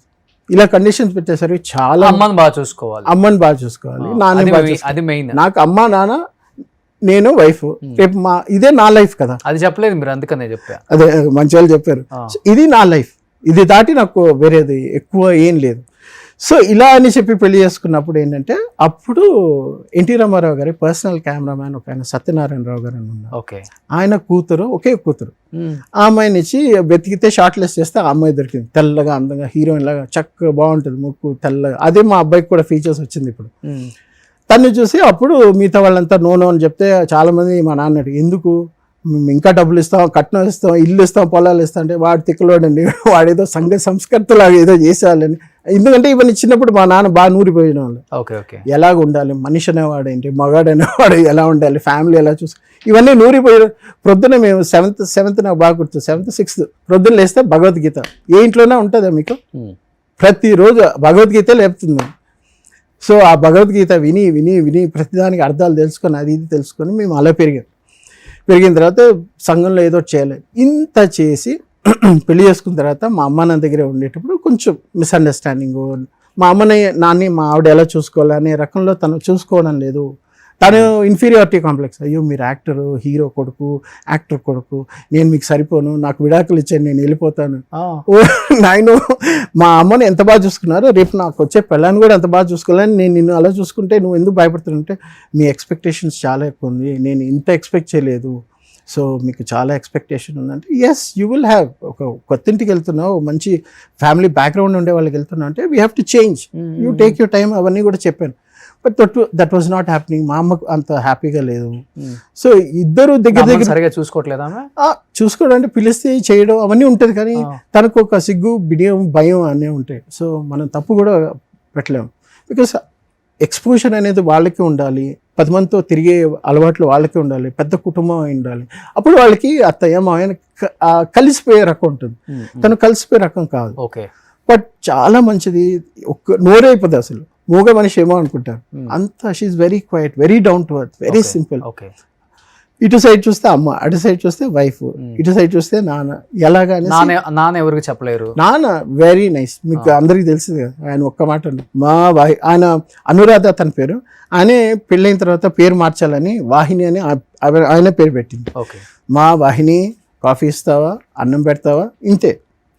So it was a very nice family. అది అక్కడ నుండి కొంచెం పక్కనే ఉండేవాళ్ళం, కొంచెం దూరంగా ఉండేవాళ్ళం. ఉండిన తర్వాత అప్పుడు చూస్తేనేమో మాట్లాడేవాడిని, చేసేవాడిని. కానీ ఏంటంటే అప్పుడు ఆయన కొంచెం బాధ, ఇంతకాలం నా కొడుకు దగ్గర ఉన్నాడు, పెళ్లి చేసుకున్న తర్వాత దూరం అయిపోయాడని ఒక బాధ ఉండేది. ఇంకా అందరూ చెలరేగిపోయారు, కొడుకు చూసుకోవడం లేదు, చేయడం లేదు, మాట్లాడడం లేదు, అది ఇది అని. ఇంకా ఆయన కూడా చెప్పడం కూడా నేనే చూసుకుంటున్నాను, ఎందుకంటే అబద్ధం ఊరంతా తిరిగి వస్తుంది, మంచి గడప దాటే లోపు అన్నట్టు. ఇల్లు మా అమ్మ నాన్న అపార్ట్మెంట్ ముందే షిఫ్ట్ అయిపోయి, అప్పుడు రోజు మా అమ్మ ఎంత హ్యాపీగా ఉంటుంది కదా చూడడానికి అని రోజు తీసుకువెళ్ళే వాళ్ళని వచ్చారు. మా అమ్మ చనిపోయిన తర్వాత మా అమ్మ ఉండేటప్పుడు కూడా మందులు కూడా నేనే చూసుకునేవాడిని, చాలా చేసే హాస్పిటల్ తీసుకుని వెళ్ళి బ్లడ్, మా ఫ్రెండ్స్ని అంతా పిలిపించి బ్లడ్ కావాలంటే బ్లడ్ ఇవ్వడం, ఇన్ని చేసాం. కానీ బయట ప్రపంచానికి ఏం చేసామనేది తెలియదు. మా అమ్మ చనిపోయిన తర్వాత ఒంటరి మనిషి అయిపోతే మా నాన్నమ్మ ఒకసారి చెప్పింది, రే రంగనాథ్ ఒంటరోడు అయిపోతాడరా, వాడిని ఎలా కాపాడాలి నువ్వే చెప్పరా అని. అంటే ఏముంటుంది, నాన్న దగ్గర నేనన్నా రావాలి, లేకపోతే నాన్న నా దగ్గర అన్నా రావాలి, ఆయన ఎలాగో రారు కాబట్టి నేనే వచ్చేస్తానని ఇప్పుడు నాన్న ఇంటికి షిఫ్ట్ అయ్యి ఆ ఇంటి రెంట్ మా నాన్న పే చేసేవారు, భోజనాలన్నీ నేను చూసుకున్నాను. ఎవరు వచ్చినా రెంటిల్లే. ఓకే. సో అక్కడ కూడా చూడండి, తండ్రి దగ్గర ఉండి తండ్రి బాగా సంపాదిస్తున్నాడంటే ఫైన్ కదా. మా నాన్న సంపాదించింది ఏదైనా సరే నాకు ఒక ఇండివిజువాలిటీ ఉంటుంది, మా నాన్న నేను చూసుకోవాలని నాకు ప్రేమ ఉంటుంది.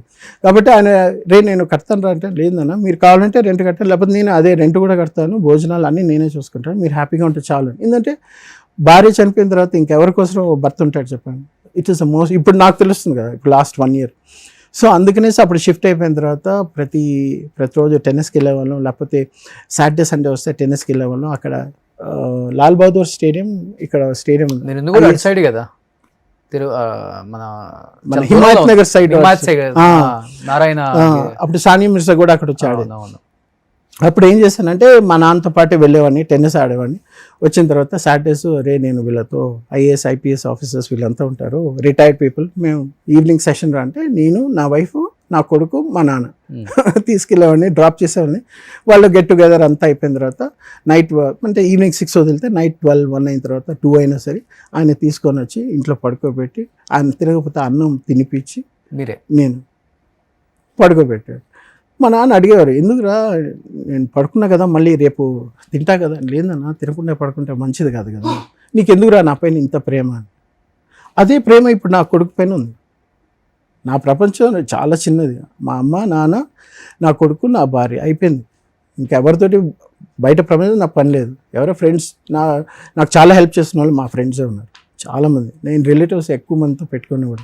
నాన్న ఎన్ని రోజులు ఉన్నారు ఇద్దరు కలిసి? అంటే మీ ఇద్దరు కలిసి మేము ఆల్మోస్ట్ లైక్ 1-2 years ఉన్నాం అంతే.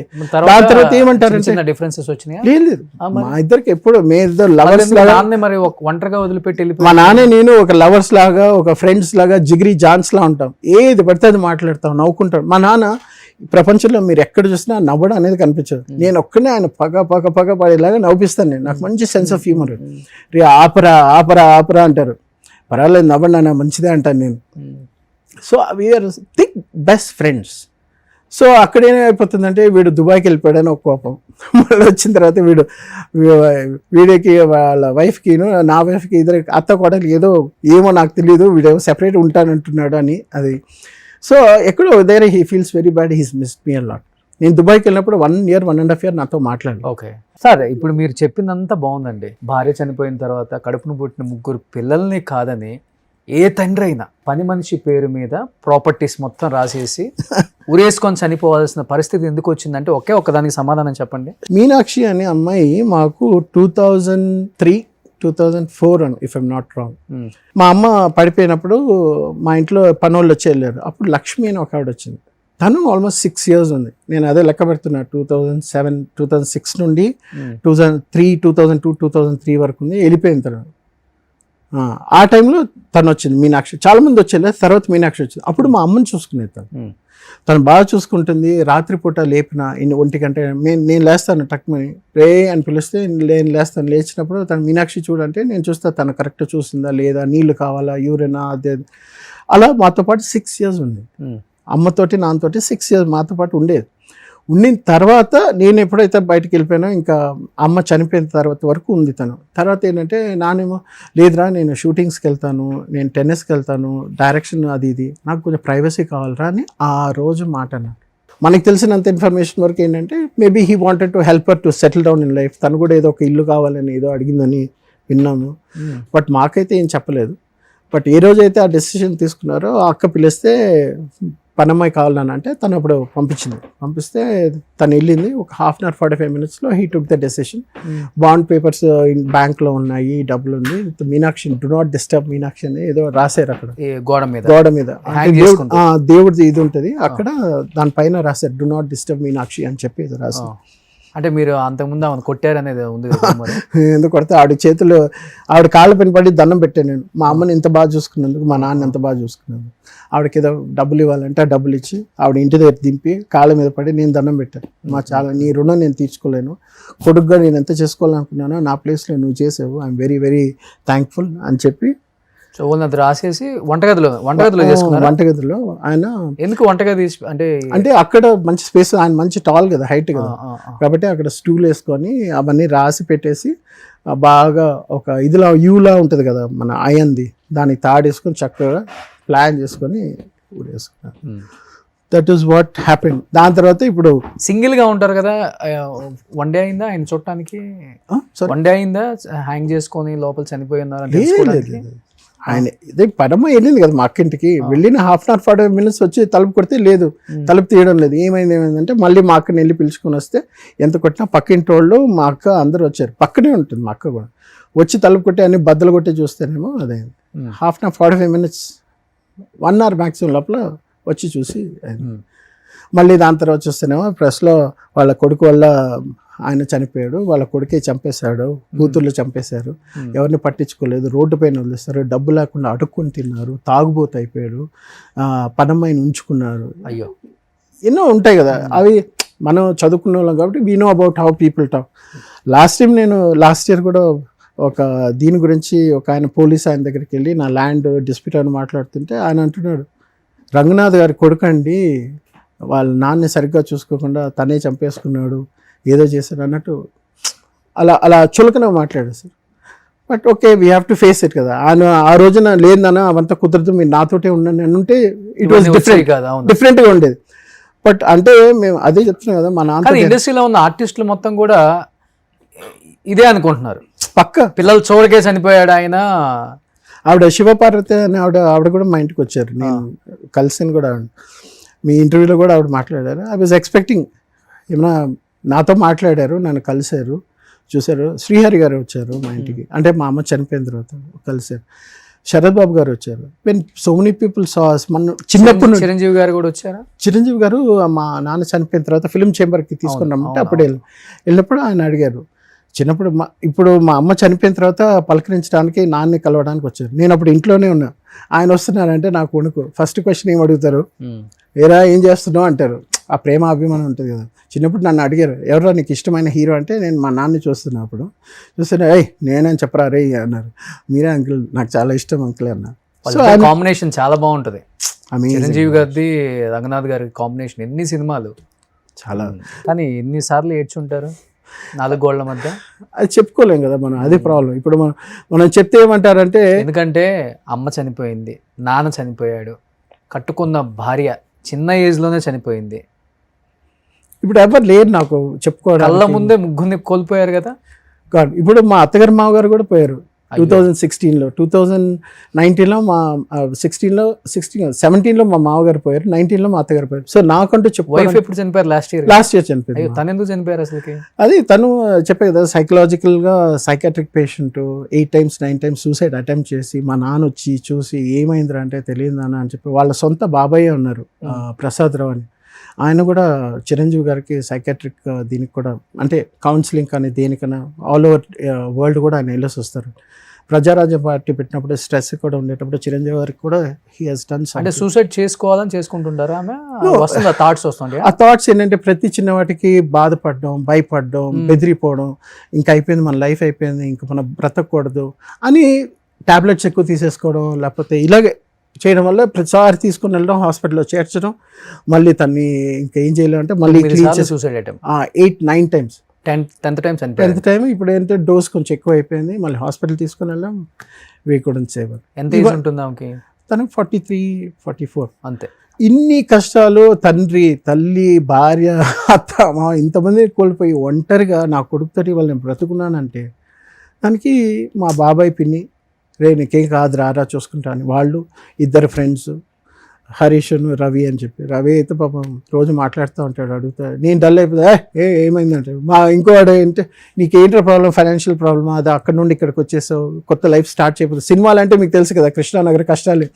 సో ఛాన్సెస్ కోసం వెతకడం. కలిసారు ఎప్పుడన్నా చిరంజీవి గారిని మళ్ళీ తర్వాత? లాస్ట్ ఇయర్ నేను కలిసాను. ఇది సార్ జరిగింది లేదు, మాట్లాడడానికి నాకు మాట్లాడడానికి టైం దొరకలేదు. ఆయన చూసే నాకు బాగున్నా అనేసి వెళ్ళిపోయారు ఆయన. నేను మా బాబాయ్ అన్నపూర్ణ స్టూడియోస్లో మన ఇది జరుగుతుంది, విశ్వాంబర షూటింగ్ జరుగుతుంది. ఆయన 14 days తర్వాత ఒంట్లో బాగాలేదని అప్పుడు వచ్చారు. ఆయన వచ్చిన తర్వాత షూటింగ్ జరుగుతుందంటే ఇంకా ఆయన డిస్టర్బ్ చేయకూడదని వదిలేశాను. తర్వాత అప్పుడు అనిల్ రావుపూడి గారు, దిల్ రాజు సంక్రాంతికి వస్తున్నాం అనేది అప్పుడు షూటింగ్ జరుగుతుంది ఒక సెట్లో. నేను వెంకటేష్ గారిని కలవలేదు, అనిల్ రావుపూడి ఎవరిని కలవలేదు, ఓన్లీ ఆయన ఒక్కరికోసం వచ్చాను నేను అప్పుడు. సరే పెద్ద ఆయన ఫస్ట్ ఆయన చూసిన తర్వాత చెప్పి దాని తర్వాత మిగతా వాళ్ళని కలుగుతాని అంతవరకు వెయిట్ చేశారు. ఇంతవరకు ఇండస్ట్రీలో కూడా ఎవరికి చెప్పలేదు, ఇది చాలా మంది తెలీదు. ఫస్ట్ టైం అట్లీస్ట్ చూసిన వాళ్ళు ప్రతి ఒక్కళ్ళు రంగనాథ్ గారిని ఎంత ప్రేమించారో వాళ్ళ అబ్బాయి నాగు గారిని కూడా అంతే విధంగా ప్రేమించండి. అదే హైటు, అదే వెయిట్, అదే ఫిజిక్, అదే టాలెంట్ ఉంది. మంచి అన్న పాత్రలకి, నాన్న పాత్రలకి. సో ఆయన మీరు తీసుకుంటే నిజంగా ఆయన ఎక్కడున్నా కానీ పైనుంచి చాలా చాలా హ్యాపీగా ఫీల్ అవుతారు కొడుకు సక్సెస్ని చూసి. ప్లీజ్ ఇండస్ట్రీకి నేను రిక్వెస్ట్ చేస్తున్నాను, ప్లీజ్ చెప్పండి. సో అందుకనేసి మొన్న నేను లాస్ట్ ఇయర్ సముద్ర గారు ఛాన్స్ ఇచ్చారు, వెళ్తే ఇస్తానని చెప్పి ఒకే సినిమాలో Part 1 Part 2 pan India cinema Varadaraju Govind అని చెప్పి ఫస్ట్ హాఫ్లో వచ్చేసి నేను ఒక గుండాకి నవీన్ గౌడ్ గారు అని ఉన్నారు, ఆయనకి నేను సెక్రటరీ లాగా. Part 2లో వచ్చేసి నేను ఒక ప్రొఫెసర్ లాగా. సో ఇవి 2 డిఫరెంట్గా వస్తే ఆయన సీఎం రాజు ఒక ఆయన డబ్బింగ్ చెప్తారు. ఓకే, ఆర్సీఎం రాజు. ఆయన బాగా ఇది ఎవరో ఫ్రెష్ ఫేస్ చాలా బాగుంది అని చెప్పేసి కాంప్లిమెంట్ ఇచ్చింది. సముద్ర గారు చెప్పారు, నాగేంద్ర మీకు మంచి కాంప్లిమెంట్ ఉంది, ఈయన ఆర్సీఎం రాజు గారు చెప్పారు ఇలాగా. సో ఆయన చెప్పారంటే somewhere you have potential to act. Obviously మీ బ్లడ్లో ఉంది కాబట్టి యాక్టింగ్ అనేది చేయొచ్చు. ప్లస్ ఇప్పుడు మీరు చూడడానికి కూడా మీ ఫాదర్ లాగా ఉన్నారు, శాంతి నివాసంలో మీ ఫాదర్ లా ఉన్నారు, అది అని చెప్పేసరికి ఓకే నమ్మకం వచ్చింది. ఇప్పుడు అసలు నాన్నది ఏం రూపాయి కూడా లేదు మీ దగ్గర? చిన్నప్పుడు చనిపోయిన తర్వాత కొంత ప్రాపర్టీస్ ఎక్కడ ఉన్నాయో డాక్యుమెంట్స్ ఏమైనా ఉన్నాయో అని చూస్తాం కదా ఇంట్లో మనం లేదండి. ఇప్పుడు జీరోనా? లేదు, జీరో. నాన్న కూడా అద్దెకే ఉన్నారా? సొంత ఇల్లు కూడా లేదు చనిపోయే టైం? లేదు, గాంధీనగర్లో ఉండేవారు అద్దెకి.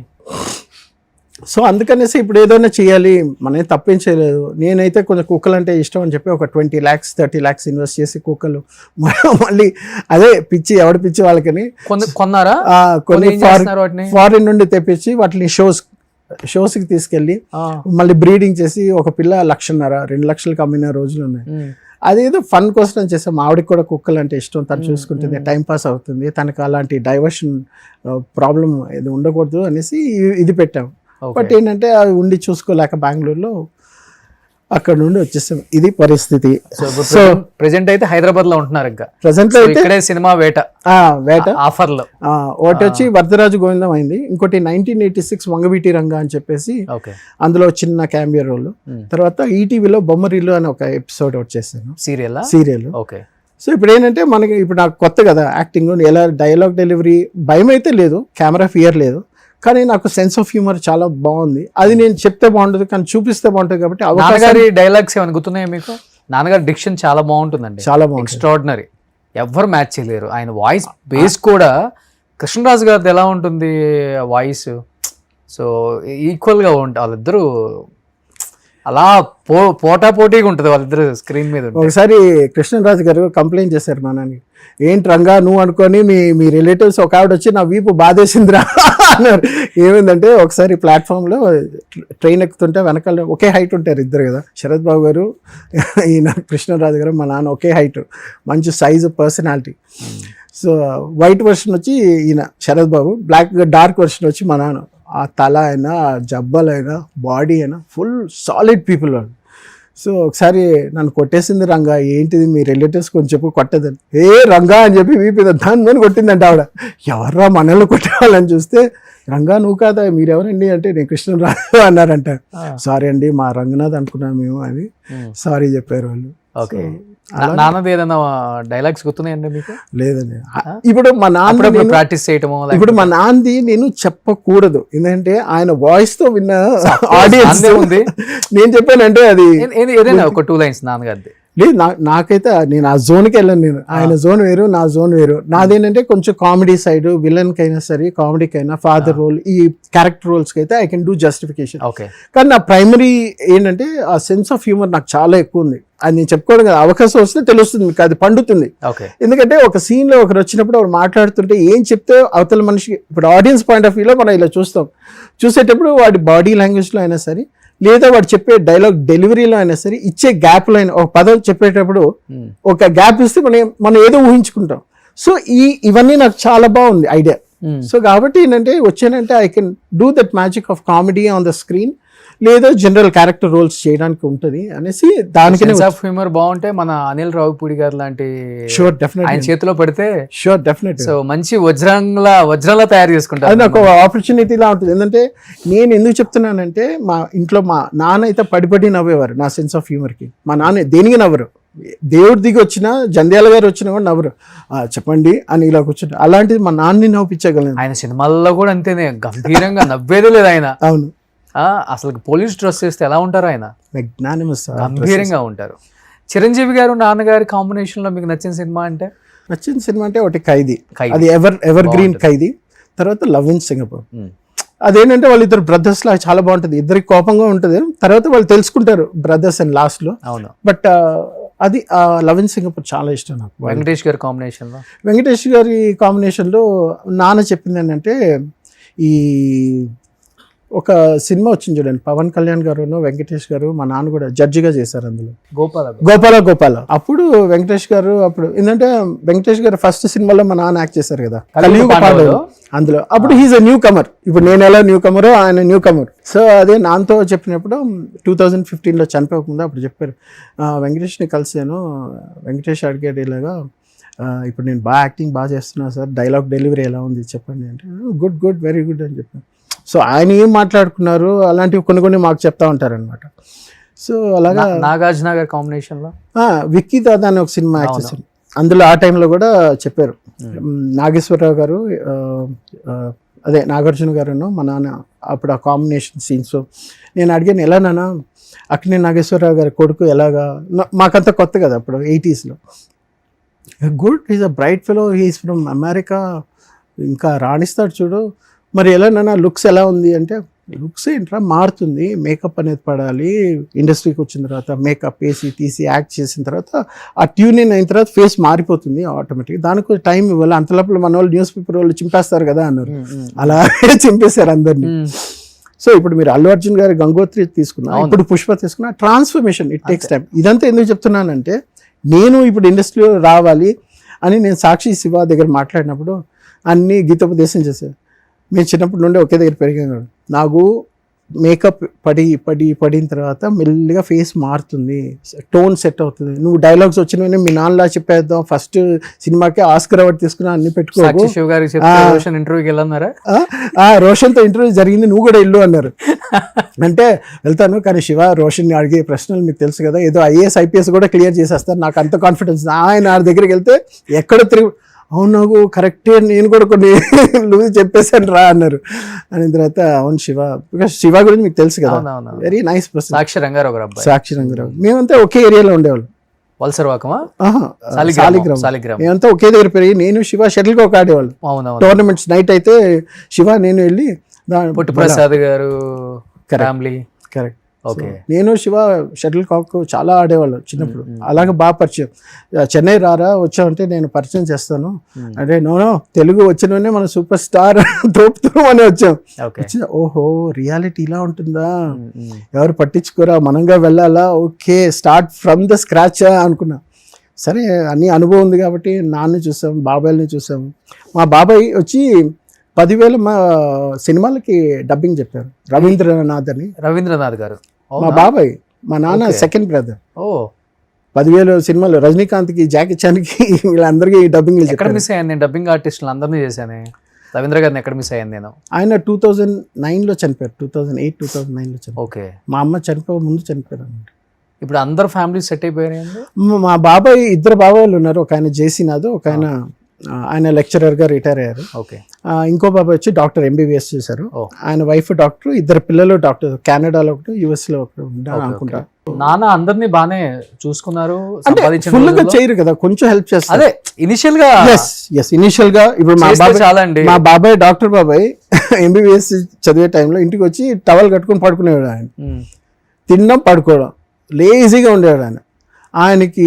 మా అమ్మ మంగళసూత్రాలు అమ్మి చదివించి ఇన్ని చేసాం చేసింది చెప్పుకోవడం గొప్ప కాదు కానీ ఏంటంటే వాళ్ళు అది గుర్తుపెట్టుకొని వాళ్ళ ఫ్యామిలీ ఇప్పుడు మేము కానీ గుర్తుపెట్టుకున్నారు అందరం మిమ్మల్ని బాగా చూసుకుంటారా అట్స్ ఓకే ఫైనాన్షియల్ గా కొంచెం మీరు డౌన్ అయినప్పుడు అట్స్ ఓకే ఇప్పుడు మా ఆవిడ చనిపోయినప్పుడు కొంచెం మేమందరం ఉన్నాము మేము చూసుకుంటాము లేదు నేను వాళ్ళతో ఎక్కువ మాట్లాడడం లేదు మా బాబాయ్ పిన్ని ఉన్నారు కదా వాళ్ళిద్దరే నన్ను చూసుకునేది బాగా ఇప్పుడైతే అసలు మిగతా ఇంకెవరితో తోడబుట్టిన వాళ్ళు ఎవరితో నేను టచ్ లో లేరు నేను టచ్ లో లేను నేను మా అక్క ఇంకో అక్క ఉంది ఆవిడతో కూడా టచ్ లో లేను నేను సొంత అక్కతో కూడా సో ఎవరి వాళ్ళ లోకల్లో ఉండామా లేదు ఆ పెద్ద అక్క చనిపోయింది తనకి బ్రెస్ట్ క్యాన్సర్ వచ్చి చనిపోయింది అదే విన్నాను నేను తర్వాత సొంత అక్క చనిపోయినా కానీ ఎందుకు చనిపోయిందో కూడా తెలియదు మీకు వెళ్ళలేదు మీరు కనీసం మీరు వెళ్ళలేదు వాళ్ళు తను చనిపోయి ఎలా అండి అంత మూర్ఖంగా ఉండగలం మనసు ఒకే కడుపును పుట్టిన రక్త సంబంధం ఒకవేళ ఎంత శత్రువులమైనా కానీ బతికినప్పుడు ఎలానో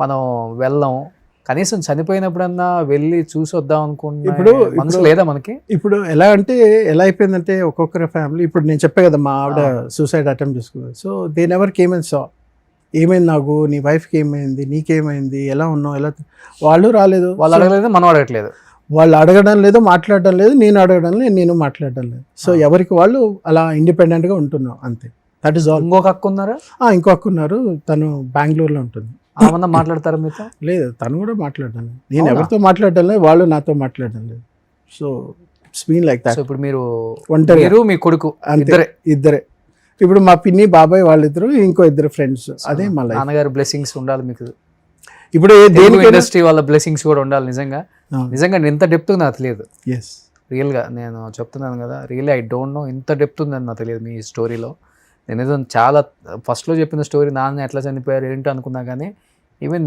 మీ లైఫ్లో కూడా బతికున్న వాళ్ళ లైఫ్లలో కూడా సొంత రక్త సంబంధికులు చనిపోయినా కానీ మీరు వెళ్ళరు, మీ ఫ్యామిలీలో మీ వైఫ్ చనిపోతే వాళ్ళు రారు, ఇప్పుడు ఇంకొక అక్క ఉంటే మీకు సంబంధం లేదు, ఓన్లీ ఒక బిడ్డను పెట్టుకొని మీరు బతుకుతున్నారు.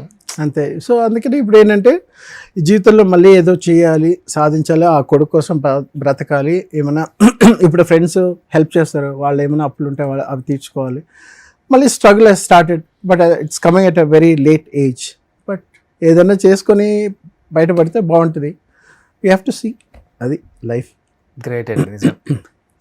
నాన్న ధైర్యం మీకు వచ్చిందేమో. ఆబ్వియస్లీ ఇప్పుడు ఆయన క్యారెక్టర్, ఆయన బిహేవియరే వస్తుంది కదా, ఇంకేం వస్తుంది. సో ఎవరిని ఆడకూడదు, ఏం చేయకూడదు, మన సెల్ఫ్ రెస్పెక్ట్ అనేది చాలా ఇంపార్టెంట్ అనేదే ఉంటాం. ఎవరైనా హెల్ప్ చేస్తున్నారు, ఏమైనా చూస్తున్నారు అంటే ఇట్స్ ఫైన్. కానీ ఏంటంటే ఇప్పుడు ఈ ఇంటర్వ్యూలో మెయిన్ చెప్పాల్సింది ఏంటంటే clarification of what happened with my father. ఆయన ఎలాంటి మనిషి, ఆయనతో పాటు మా జర్నీ ఏంటి, నా జర్నీ ఏంటి అనేది ఇంపార్టెంట్. మిగతా వాళ్ళ జర్నీ ఏంటి నాకు తెలియదు, నేనేం చెప్పలేను. Okay. So that is that. But నాన్నగారి కాంబినేషన్లో ఇంతమంది హీరోయిన్స్, నాన్నకి కెమిస్ట్రీ బాగా వర్కౌట్ అవుతుంది చాలా మంది హీరోయిన్స్తో. అలా మీకు బాగా చాలా బాగుంది అనిపించింది అంటే అంత నవ్వుతున్నారేంటి? ఏమో ఉంటాయి కదా, పుకార్లు ఉంటాయి, పేర్లు ఉంటాయి. సో పుకార్లు నేను ఎక్కువ వినలేదు, కానీ నేను విన్నదైతే ఇద్దరిని. పేర్లు ఎందుకు తీయలేదు కానీ అమెరికా అమ్మాయి సినిమా అప్పుడు దీప గారితో ప్రేమలో పడ్డారు అని. ఇంకొకటి సెకండ్ సినిమా అనుకుంటా, శారద గారు ఒక సినిమా, ఆ సినిమాలో చేసిన తర్వాత చాలా డీప్ లవ్ శారద గారిది,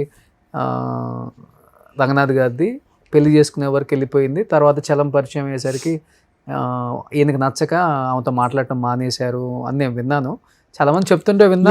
మా నాన్న చాలా పెళ్ళిళ్ళు అయిపోయి, లక్ష్మి గారు, హీరోయిన్ లక్ష్మి గారు, ప్రభా గారు, శారద గారు, దీపా గారు, చాలా మందితో పెళ్ళిళ్ళు అయిపోయి గర్ల్ ఫ్రెండ్స్ అవి ఇవన్నీ పుకార్లు చాలా పేపర్స్లో వేస్తే మా మావయ్య, మా అమ్మ వాళ్ళ అన్నయ్య వాళ్ళంతా పరిగెత్తుకొని వచ్చి ఏమైందమ్మా, ఏంటి బావగారు ఉన్నారా, వేరే పెళ్లి చేసుకున్నారా? సో ఆబ్వియస్లీ ఒక కెమిస్ట్రీ బాగా వర్కౌట్ అయింది స్క్రీన్ పైన అన్నప్పుడు మీకు తెలిసిందే కదా. Obviously there will be a rumour, yes వీళ్ళిద్దరే ఏమో జరగండొచ్చు, జరుగుతుందేమో, వీళ్ళు ఏమైనా ఆఫ్లైన్ ఏమైనా నడుపుతున్నారేమో. That is pretty common. కానీ శారద గారి విషయంలో ఇద్దరు చాలా డీప్ వెళ్ళిపోయారు అనే మాట వాస్తవం అండి? లేదు. శారద గారు మా ఫ్యామిలీ ఫ్రెండ్గా ఉన్నారు. చాలా మంది నాకు తెలిసి చాలా మంది ఫ్యామిలీ ఫ్రెండ్స్, మేము వాళ్ళ ఫ్యామిలీస్లో చూసాము, వాళ్ళు మా ఇంటికి వచ్చారు చూసాము. మా చిన్నప్పటి నుండి మా ఇంట్లో ఏ పెళ్ళి అయినా సరే సినిమా హీరోయిన్స్ చాలా మంది, కేఆర్ విజయ గారు, చాలా మంది. ఎందుకంటే మా ఫాదర్ కొంచెం టాల్, డార్క్ అండ్ హ్యాండ్సమ్, మంచి హైట్, మంచి వాయిస్, ప్లస్ ఆయన యాక్ట్ చేసిన హీరోయిన్స్ ఇంకెవరైనా ఉన్నా సరే కొంచెం క్లోజ్గా ఉంటారు. అది ఏమైపోతుందంటే ఈయన చాలా డిగ్నిఫైడ్ పర్సన్. ఆడవాళ్ళు ఎక్కడ అట్రాక్ట్ అవుతారంటే ఒక మగవాడు ఆడదాన్ని లెక్క చేయనప్పుడు అట్రాక్ట్ అవుతారు. సో ఆయన డిగ్నిఫైడ్గా ఉంటారు. ఆయన టెన్నిస్, ఎవరిని కేర్ చేయరు. ఆయన టెన్నిస్ అంటారు, ఫ్యామిలీ అంటారు, పిల్లలు అంటారు, ఆయన షూటింగ్ అంటారు, రాసుకుంటారు. అలాంటి వాళ్ళకి రెస్పెక్ట్ ఎక్కువ ఉంటుంది. అమ్మాయిల వెనకాల తిరిగితే ఇంకేముంటుంది రెస్పెక్ట్. సో అలాగే ఒక అభిమానం అనేది కాస్త 10 సార్లు ఎక్కడైనా కలిసినా, సినిమాలో చేసినా అది అలాగే అనిపిస్తుంది. సొసైటీలో అలా మాట్లాడుకుంటారు. కానీ చలంగారితో పెళ్ళికి శారద గారు చేసుకుంటానంటే నాన్నగారు అసలు యాక్సెప్ట్ చేయలేదు, అసలు నువ్వు చేసుకోవద్దు, అది ఇది గొడవ చేశారు.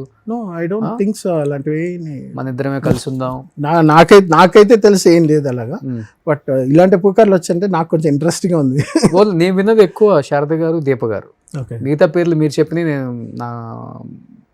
మేబీ అయ్యి ఉండొచ్చేమో, నాకు తెలీదు. బట్ చెప్తున్నా, ఆయన యాక్ట్ చేసిన హీరోయిన్స్ ఎవరైనా సరే అలాంటి పేర్లు వెంటనే వచ్చాయి. అది నేను చిన్నప్పుడు చూశాను. మా మావయ్య ఇంటికి రావడం, అడగడం ఏమైంది, హీరోయిన్స్ తోటి ఏంటి, వాళ్ళు పెళ్లి చేసుకున్నారా, ప్రేమించారా, పారిపోయారా, లేచిపోయారా, ఇవన్నీ పుకార్లన్నీ వచ్చాయి. అది చిన్నప్పటి నుండి చూసి మాకు అలవాటు అయిపోయింది.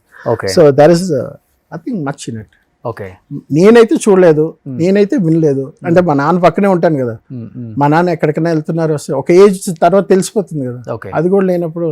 నాన్నగారికి బాగా ఇష్టమైన యాక్టర్ ఎవరు ఇంట్లో ఎక్కువ ఆయన గురించి మాట్లాడటం అంటే హీరోస్లో మా నాన్నకి బాగా నచ్చిన యాక్టర్స్ అంటే నసీరుద్దీన్ షా, అక్కడ హిందీలో. తెలుగులో అయితే కమల్ హాసన్, అక్కడ చిరంజీవి గారు చాలా ఇష్టం. చిరంజీవి గారి కామెడీ టైమింగ్స్ చాలా ఇష్టం.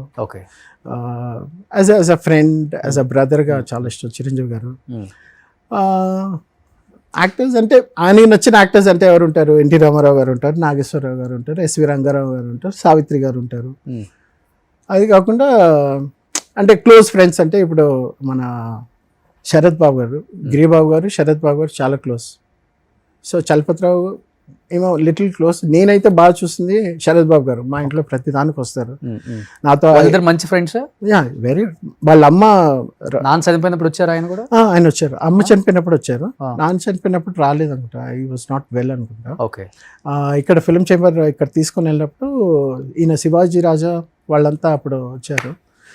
ముగ్గురు పెళ్ళాంస్ నాన్న డైరెక్ట్ అండ్ ప్రొడ్యూస్ చేశారు కదా. ఇప్పుడు చూడండి లక్ ఫేట్ అనేది ఎలా ఉంటుందంటే నాకు 2-3 సార్లు ఛాన్స్. ఇప్పుడు మా నాన్నయ్య సినిమా మొగుడ్స్ పెళ్ళాంస్ అనేది తీయడానికి కారణం, తీసేటప్పుడు ఏంటంటే నువ్వు చేస్తావా నన్ను అడిగారు.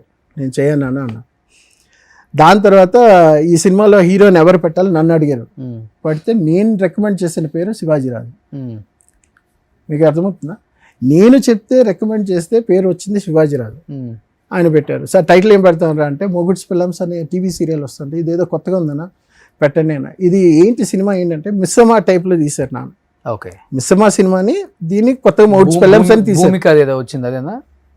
పాత మిస్సమ్మ ఎన్టీ రామారావు సావిత్రి గారు. సో అలాంటి స్టోరీ రా ఇది అంటే కొత్తగా చేయాలనుకుంటున్నా అంటే మరి ఈయన రాజేంద్ర ప్రసాద్ గారు మిగతా యాక్టర్స్ ఉన్నారు కదా కామెడీలో, లేకపోతే నరేష్ గారు వీళ్ళంతా ఉన్నారు. ఎందుకు నాన్న అంటే శివాజీ రాజు అయితే మనకి శాటిలైట్ రైట్స్ 20 lakhs ఏదో వస్తుంది అదేదో అప్పుడు చెప్పారు. అది నాకు నాట్ ష్యూర్, బట్ అది చెప్పడం వల్ల ఏంటంటే అట్లీస్ట్ సినిమా ఏమైనా ఒకవేళ ఎలా అయినా సరే at least there is somebody who can do marketing for your movie కాబట్టి ప్రొడ్యూసర్ కొంచెం సేఫ్ అవుతారు కాబట్టి I think you should go with Shivaji Raja.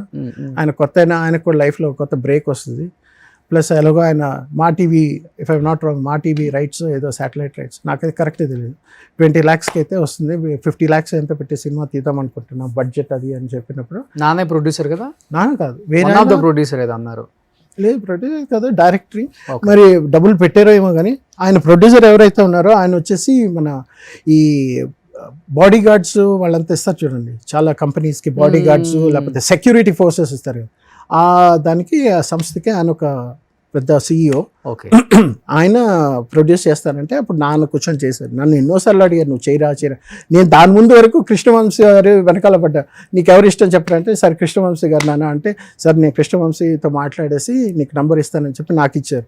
Number ఇస్తే అప్పుడే నితిన్ సినిమా ఒకటి జరిగింది చూడండి, ఏంటి హనుమంతుడు నితిన్ గారు. ఓకే. చార్మి వాళ్ళంతా ఆ టైంలో February, March 2005 if I'm not Sri Anjaneyam. అప్పుడు సరే నువ్వు మాట్లాడారంటే సార్ నేను వెళ్తే హీరోగా చేయొచ్చు కదా, మన ఫీలింగ్ అలా ఉంటుంది కదా అనేసి అప్పుడు ఆయనతో మాట్లాడితే అయిపోతుందండి ఈ మార్చ్కి అయిపోతుంది, దాని తర్వాత మనం కలుద్దాం అన్నారు.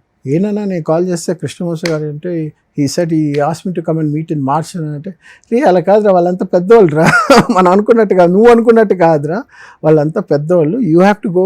అదే చెప్పే కదా సినిమా ఇండస్ట్రీ అంటే యూ హ్యావ్ టు గో, వెనకపడి అడిగి నేర్చుకొని చేయాలి. అప్పుడు 2006లో కోటా శ్రీనివాసరావు కొడుకున్నాడు ప్రసాద్. సో నేను తను కొద్దిగా క్లోజ్ ఫ్రెండ్. ఎలాగా ఈ కుక్కల వల్ల తన దగ్గర మంచి మేల్ జర్మన్ షెపర్డ్ ఉంటే నా దగ్గర ఫీమేల్ ఉండే. సరే బ్రీడర్ ఒక దగ్గరికి వెళ్తే మంచి క్వాలిటీ డాగ్ అంటే కోటా శ్రీనివాస నాకు తెలుసు అని చెప్పి వెళ్ళి అప్పుడు మాట్లాడినప్పుడు ప్రసాద్ నేను బాగా క్లోజ్ అయ్యాం. డాగ్స్ మీటింగ్ చేసి పిల్లలు పెట్టారు. అప్పుడు నేను ప్రసాద్తో ఒకటన్నా, ప్రసాద్ చూడు మీ నాన్న స్టారు, మా నాన్న స్టారు, ఇంకా నువ్వు కూర్చొని ఇవంతా మీ నాన్న డేట్స్ కూర్చొని చూసేవాళ్ళు. నేను వెళ్ళి అప్పుడు మేనేజర్గా చేస్తాను అమెజాన్లో, ఇండియాలో ఫస్ట్ టైం వచ్చింది అమెజాన్. అప్పుడు నేను పైలట్ దీనిలో. ఇవంతా అవ్వదు, మనం సినిమాలోకి వెళ్ళిపోదాం, నీకు నేను ఉంటా నాకు నువ్వు ఉంటావు అంటే నిజంగా చేద్దామా అన్నాడు. సరే చేద్దాం బాబు రా బాబు అంటే మళ్ళీ ఒకసారి మా నాన్న కలవడానికి వచ్చి మేము డాగ్ షోకి వెళ్ళాం. అప్పుడు తను వచ్చాడు. నేను వాళ్ళ ఇంటికి వెళ్ళి వాళ్ళ కుక్కని తీసుకున్నాను పెద్దది మెయిల్. అప్పుడు కోటగారిని కూడా చూసాను నేను. చూసిన తర్వాత అప్పుడు ఒక 2 months తర్వాత మా అక్క పరిగెత్తుకొని వచ్చింది. రే ప్రసాద్ సినిమాలో యాక్ట్ చేసేస్తున్నాడరా, ఆల్రెడీ జగపతి బాబు తోటి ఓ సినిమా రిలీజ్ అయినా. ఛాన్స్ లేదు, నాకు చెప్తాడు కదా ప్రసాద్ అని. తర్వాత చూస్తే వచ్చేసాడు. తర్వాత ప్రసాద్ కాదు నాగు అలా కాదు ఇలా కాదు, అప్పటికి 3 సినిమాలు బుక్ అయిపోయాడు. అరే ప్రసాద్ ఏంటి నేను కూడా చేస్తానన్నా కదా, మన ఇద్దరు కలిసి చేద్దామంటే నువ్వు చెప్పలేదు. అలా కాదు నాకు చేస్తానన్నా. సరేలే అనేసి అప్పుడు చూస్తే యాక్సిడెంట్లో చనిపోయారు. నేను నా వైఫ్ తను వాళ్ళ వైఫ్ పిల్లలు. అప్పుడు షీ వాజ్ ప్రెగ్నెంట్ రెండో బాబు చనిపోయే టైంకి చనిపోయే టైంలో షీ వాస్ ప్రెగ్నెంట్ అప్పుడు. ఒక ఫస్ట్ బాబాయ్ అనుకుంటాను, ఫస్ట్ బాబు, సెకండ్ ప్రెగ్నెంట్గా ఉంది బాబాయ్. సో అప్పుడు మేము లుంబిని పార్క్ వెళ్దాం అనుకునే టైం అప్పుడు కదా, మీ ఫ్యామిలీ మా ఫ్యామిలీ ఇద్దరు వెళ్దాం, అంత క్లోజ్గా ఉన్నాం. అదే నా లక్ చూడండి, నాకు కావాల్సినప్పుడు ఆఫర్స్ లేవు, లేనప్పుడు ఆఫర్స్. ఎవరెవరు మీ క్లాస్మేట్స్ ఇంకా ఇప్పుడు ఇండస్ట్రీ వాళ్ళు? నాకు అదే మంజుల, మహేష్ బాబు గారి వాళ్ళ అక్క క్లాస్మేట్, నేను మా ఇద్దరు అక్కలు మంజుల, మేము నలుగురం విద్యోదయలో, చెన్నైలో విద్యోదయలో. మీనా కూడా అక్కడే ఆ స్కూల్లోనే చదివింది. మీనా యాక్ట్రెస్ మీనా. తర్వాత నేను చదివిన స్కూల్లో మన రాఘవేంద్రరావు గారి కొడుకు ప్రకాష్, తర్వాత తరుణ్ ఉన్నాడు కదా, తరుణ్ నాకు జూనియర్. సావిత్రి గారు మనవడు అరుణ్, వాడు నా క్లాస్మేట్, నాకు జూనియర్, నా క్లాస్మేట్. తర్వాత చాలా మంది యాక్టర్స్ పిల్లలు అక్కడ. ఇక్కడ మన హీరోస్ ఎవరైనా ఉన్నారా? ఇక్కడ మన హీరోస్ ఇంకెవరు లేనండి నాకు తెలుసు. నేను మహేష్ ఒకసారి క్రికెట్ ఆడాం వైఎంసీలో, తనకు తెలియదు నేను అప్పుడు రంగనాథ్ గారి కొడుకు అని తెలియదు. సో తను అప్పుడు కొంచెం లావుగా ఉండేవాడు, బొద్దుగా ఉండేవాడు. జిఎం బ్యాట్ను జిఎం బ్యాగ్ వేసుకొని వచ్చాడు. నేను గుర్తుపెట్టా, ఏంటంటే మనం చిన్నప్పుడు బాగా యాక్ట్ చేసేవాడు కదా. తను అప్పుడు ట్రాన్సిషన్ ఏజ్ 16, 17 ఆ ఏజ్లో ఉండేవాడు, బాగా లావుగా బొద్దుగా లడ్డులా ఉండేవాడు. వచ్చి మేము క్రికెట్ ఆడాం. అప్పుడు అన్నాడు, నువ్వు ఈ షాట్ కొట్టి ఇది గెలిపించు, నేను థమ్స్ అప్ అని కొనిస్తాను, తాగుతూ అని. నేను ఎవరో తెలియదు తనకి, తను నాకు తెలుసు. దాని తర్వాత మీరు రంగనాథ్ గారు అబ్బాయిని ఎక్కడ చెప్పుకోరా? నేను ఎక్కడ ఎవరు చెప్పు, నేను డిఫరెంట్ క్యారెక్టర్స్ మా నాన్న చేస్తారు కాబట్టి ఎవరైనా అడిగితే ఇవాళ ఎవరి పేరు, వ్యవసాయి అంటే మా నాన్న పైప్స్ అన్ని అమ్ముతారు. ఒక యాడ్ వచ్చేది కదా, కొన్నిసార్లు పోలీస్ ఆఫీసర్ అంటాను, ఏది పడితే అది చెప్తాను. ఎందుకంటే అబద్ధం కదా, ఇది ఎలా అంటే అశ్వత్థామాత కుంజరహ అన్నట్టు అన్ని క్యారెక్టర్స్. ఎవరు మహేష్ బాబు గారు కొట్టింది? లేదు మంజుల. ఇక్కడ నన్ను ఇలాంటి డెస్క్ ఉంటే ఇలా పెట్టి నేను కొంచెం హైపర్గా ఉండేవాడు, వేసి ఒక్క తోపు తోసింది, తన్మని కొట్టి లేస్తే ఇక్కడ కట్. మహేష్ బాబు గారి సిస్టర్ మంజుల. సో దాన్ని తోసేసరికి ఇక్కడ కట్ అయింది. తర్వాత కొంచెం పెద్ద అయిన తర్వాత మా అక్క పెళ్ళికి కార్డు ఇవ్వడానికి వెళ్తే, రారా మంజుల ఇంటికి వెళ్ళి ఇచ్చేసి వద్దాం, మహేష్ కూడా ఉంటాడు అని వెళ్ళాం. అప్పుడే రమేష్ వచ్చి మేడపైకి వెళ్తున్నాడు. తర్వాత మంజుల పిలిస్తే వచ్చింది. వచ్చిన తర్వాత శైలు చెప్పు ఏంటని మా అక్కతో మాట్లాడుతూ నేను ఇలా చూస్తా ఉన్నా. కాసేపు నాకు బాగున్నా అంటే, నీ వల్లే నా సినిమా కెరియర్ పోయింది చూసావా, లేకపోతే హీరోయిన్ అని. ఏ శైలు చూడవే వాడు ఎలా మాట్లాడుతున్నాడు చూడ, నేను లబలబ కొట్టేసుకుంటాను. తర్వాత ఏ క్లాస్లో అది? నేను అప్పుడు ఆల్మోస్ట్ డిగ్రీలో కొట్టించుకున్నారు. లేదు, ఇది చిన్నప్పుడు సెకండ్ స్టాండర్డ్లో జరిగింది. తను ఆట పట్టించాలని చెప్పి డిగ్రీ అయిపోయే టైం పెళ్లి, మా అక్క పెళ్లికి అప్పుడు కార్డు ఇవ్వడానికి వెళ్ళాం. అప్పుడు తను వీడు చూడ చిన్నప్పుడు తగిలింది ఇంకా గుర్తుపెట్టి మనసులో పెట్టేసుకున్నాడు చూడ అని. అలా ఆల్మోస్ట్ అందరు యాక్టర్స్ పిల్లలు అందరు కలిసి చదువుతున్నారు. కొంచెం ఒక్కొక్క స్టేజ్లో. ఒకసారి సూర్య వాళ్ళ ఇంటికి వెళ్ళాం చిన్నప్పుడు, వాళ్ళ శివకుమార్ వాళ్ళ ఫాదర్, నేను, మా ఇద్దరు అక్కలు, మా నాన్న, అమ్మ అందరూ బాగా ఆర్టిస్ట్, బాగా డ్రా చేస్తారు. అప్పుడు వీళ్ళు చిన్న చిన్న పిల్లకాయలు, సూర్యను, కార్తీ. సో అప్పుడు చూసా గుర్తుంది. తర్వాత ఇప్పుడు బాగా పెద్దవాళ్ళు అయిపోయారు, ఆల్ బిగ్ యాక్టర్స్. ఇప్పుడు రామ్ చరణ్, అల్లు అర్జున్, ప్రభాస్ వీళ్ళంతా. రామ్ చరణ్ చాలా జూనియర్స్ మీకు? రామ్ చరణ్ చిన్నోడండి. నేను చెప్పేది 80s లో తను పుట్టినప్పుడు 1 year బర్త్డే బేబీ ఉండేటప్పుడు మేము వెళ్ళాము. అప్పుడు యాక్చువల్లీ ఆ బర్త్డేకి నేను కూడా వెళ్ళలేదు, డ్రెస్ సరిగ్గా లేదని చెప్పి మీరు వెళ్ళండి అంటే మా అమ్మ నాన్న మా ఇద్దరు అక్కలు వెళ్ళారు. నువ్వు రావారా అంటే లేదన్నా నేను రాను, ఆడడానికి వెళ్ళిపోయాను. అప్పుడు చోళా షెరటన్లో తన బర్త్డే సెలబ్రేట్ చేస్తున్నారని చిరంజీవి గారు అందరినీ పిలిచారు. అప్పుడు మా నాన్న అందరూ వెళ్ళారు. అలాగే నాకు ఏంటంటే ఆ కార్డు, గ్రీటింగ్ కార్డులో తన రామ్ చరణ్ ఫోటో, చిన్న బేబీ, 1 year బేబీ తను. సో అది గుర్తుంది రామ్ చరణ్. మా నాన్న నాకు, చిరంజీవి గారు పవన్ కళ్యాణ్కి బొమ్మలు తెచ్చారు లవ్ ఇన్ సింగపూర్ తర్వాత. అదొక మెమరీ నాకు. కొన్ని బొమ్మలు, గన్స్, కార్స్, అవన్నీ, బాలు, బట్టలు అన్నీ. చిరంజీవి గారు ఏమో అప్పుడు పవన్ కళ్యాణ్ వాళ్ళ ఫ్యామిలీ వాళ్ళకంతా, ఆంటీ సురేఖ ఆంటీ వాళ్ళకందరికీ అప్పుడు తెచ్చారు. సో వీ రిమెంబర్ ఆ పాత రోజులు ఎలా ఉండే. మా పెద్దక్క పెళ్ళికి ఆవిడ సురేఖ ఆంటీ వచ్చారు. తర్వాత అలాగా కొన్ని ఫేసెస్లో కొంతమంది మన జీవితాల్లో వస్తారు, వెళ్తూ ఉంటారు. So it's all part and parcel. ఇంకొకటి ఏంటంటే ఇండస్ట్రీలో స్టార్డమ్ ఉంటేనేమో అదొక వాల్యూ. ఇప్పుడు మా నాన్నకి స్టార్డమ్ ఉండేటప్పుడు పెద్ద హీరోస్, పెద్ద హీరోయిన్స్ నేను ఉండేటప్పుడు పక్కన వచ్చి పొగిడేసి, బుగ్గలు గిల్లేసి, ఎత్తుకొని, ఆడించి పాడించి, దా కూర్చోరా నువ్వు నా పక్కన ఉండు, అది ఇదే అంటారు. ఇప్పుడు అదన్నీ లేనప్పుడు అదే మనిషి ఇప్పుడు కొన్నేళ్ల తర్వాత కలిసాం, కొంతమంది చూస్తాం కదా, చూసిన తర్వాత అదే మనిషి ఓకే అంటారు. Yes of course industry that is common. అది మనం Success అంటే జీర్ణించుకోవాలి. సక్సెస్ మాట్లాడిద్దండి. ఇప్పుడు చూడండి ఇండస్ట్రీలో మీరు ఒక పెద్ద స్టార్ హీరో చనిపోతే ఆ ఇంట్లో ఆయన తర్వాత ఆయన కొడుకు స్టార్ హీరో అయ్యి ఉంటేనేమో ఇండస్ట్రీ మొత్తం కదిలి వస్తుంది. అదే ఒక స్టార్ యాక్టర్ చనిపోయాడు అనుకోండి, అందరు స్టార్లతో యాక్ట్ చేసిన పెద్ద యాక్టర్, ఒక 500 సినిమాలు చేసిన యాక్టర్, ఆయన చనిపోయిన తర్వాత ఆయన కుటుంబంలో ఇండస్ట్రీకి సంబంధించి ఒక డైరెక్టర్, ఒక హీరోను ఎవరైనా ఉంటే వస్తారు, లేకపోతే మటుకు కనీసం పట్టుమంది 10 మంది కూడా కనిపించరు అక్కడ. కరెక్ట్. ఊరికే ట్విట్టర్లోనో ఫేస్బుక్లోనో సంతాపం అలా తెలియజేస్తారు. చాలా బాధగా ఉంది, మనసు కలిచివేసింది, తట్టుకోలేకపోతున్నాను, ఇండస్ట్రీ ఒక ఆనిముత్యాన్ని కోల్పోయింది. ఏం కోల్పోయిందని చెప్పి లేపు అక్కడ దాకా వెళ్ళి చూసి రాలేవు అంటే తప్పుగా అంటలేదు, ఇది జరుగుతుంది సొసైటీలో, ఇండస్ట్రీలో ఎక్కువ కనిపిస్తుంది బయట వాళ్ళకి. కనీసం చనిపోతే పట్టమని 10 మంది రాలేదు, ఏం మనుషులు రా మీరు అని వాళ్ళు మాట్లాడుకుంటున్నప్పుడు మనం వింటాం కాబట్టి జస్ట్ వ్యక్తపరుస్తున్నాను అంతే. అదే ఇప్పుడు చిరంజీవి గారు రావాల్సిన అవసరం లేదు, ఆయన వచ్చారు. నెక్స్ట్ మా నాన్న చనిపోయిన తర్వాత దహనం చేసే దగ్గర స్టార్ట్ అయిపోతుంది అనే టైంలో ఎస్పీపీ గారు కాల్ చేసి, మా బాబాయ్కి చెప్పే కదా అనిల్ కిషోర్ అని, ఆయనకు కాల్ చేసి ఉండమనండి వాళ్ళ అబ్బాయికి చెప్పండి నేను వస్తున్నానని చెప్పండి అంటే, చెన్నై నుండి ఫ్లైట్ తీసుకొని హైదరాబాద్లో అక్కడ నుండి ఎయిర్పోర్ట్ నుండి వచ్చాను. 2.5 hours పట్టింది.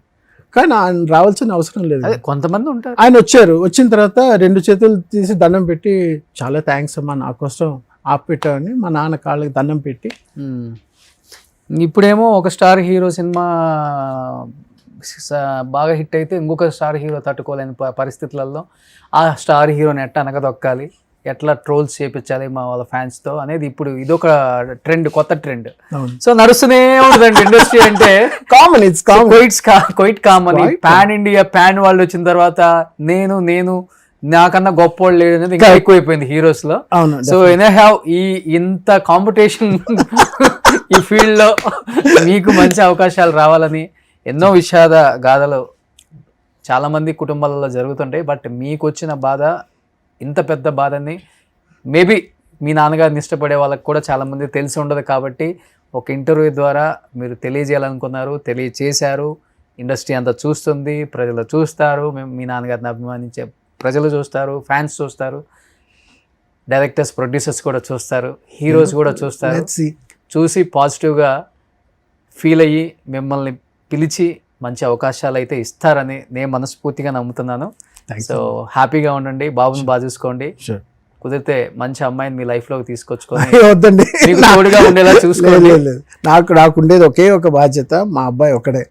ఇప్పుడు మళ్ళీ మోసి బరువు బాధ్యతలు లేవండి. మా అబ్బాయిని కొంచెం చదివిచ్చేసి వాడికి ఎవరైనా ఇచ్చి పెళ్లి చేస్తే అయిపోయింది. మై రెస్పాన్సిబిలిటీ, ఈ భూమి పైన ఉండే రెస్పాన్సిబిలిటీ అయిపోయింది. ఇంకా నా పర్సనల్ ఇంట్రెస్ట్ కొద్దీ ఏదో మనం చదివేమో పీకేమో ఇంత నాలెడ్జ్ ఉంది, అది 10 మందికి పంచాలనే ఒక దూల లేకపోతే ఒక ఏదైనా ఆశ ఉంటే అది తీసుకోవడం తప్ప ఇంకేం లేదు నాకు. ఈ ప్రపంచం భూమి పైన బతకడం ఒక్క కారణం లేదు. ఇంకా మా అబ్బాయి ఒక్కడే ఉన్నాడు నా ప్రపంచం.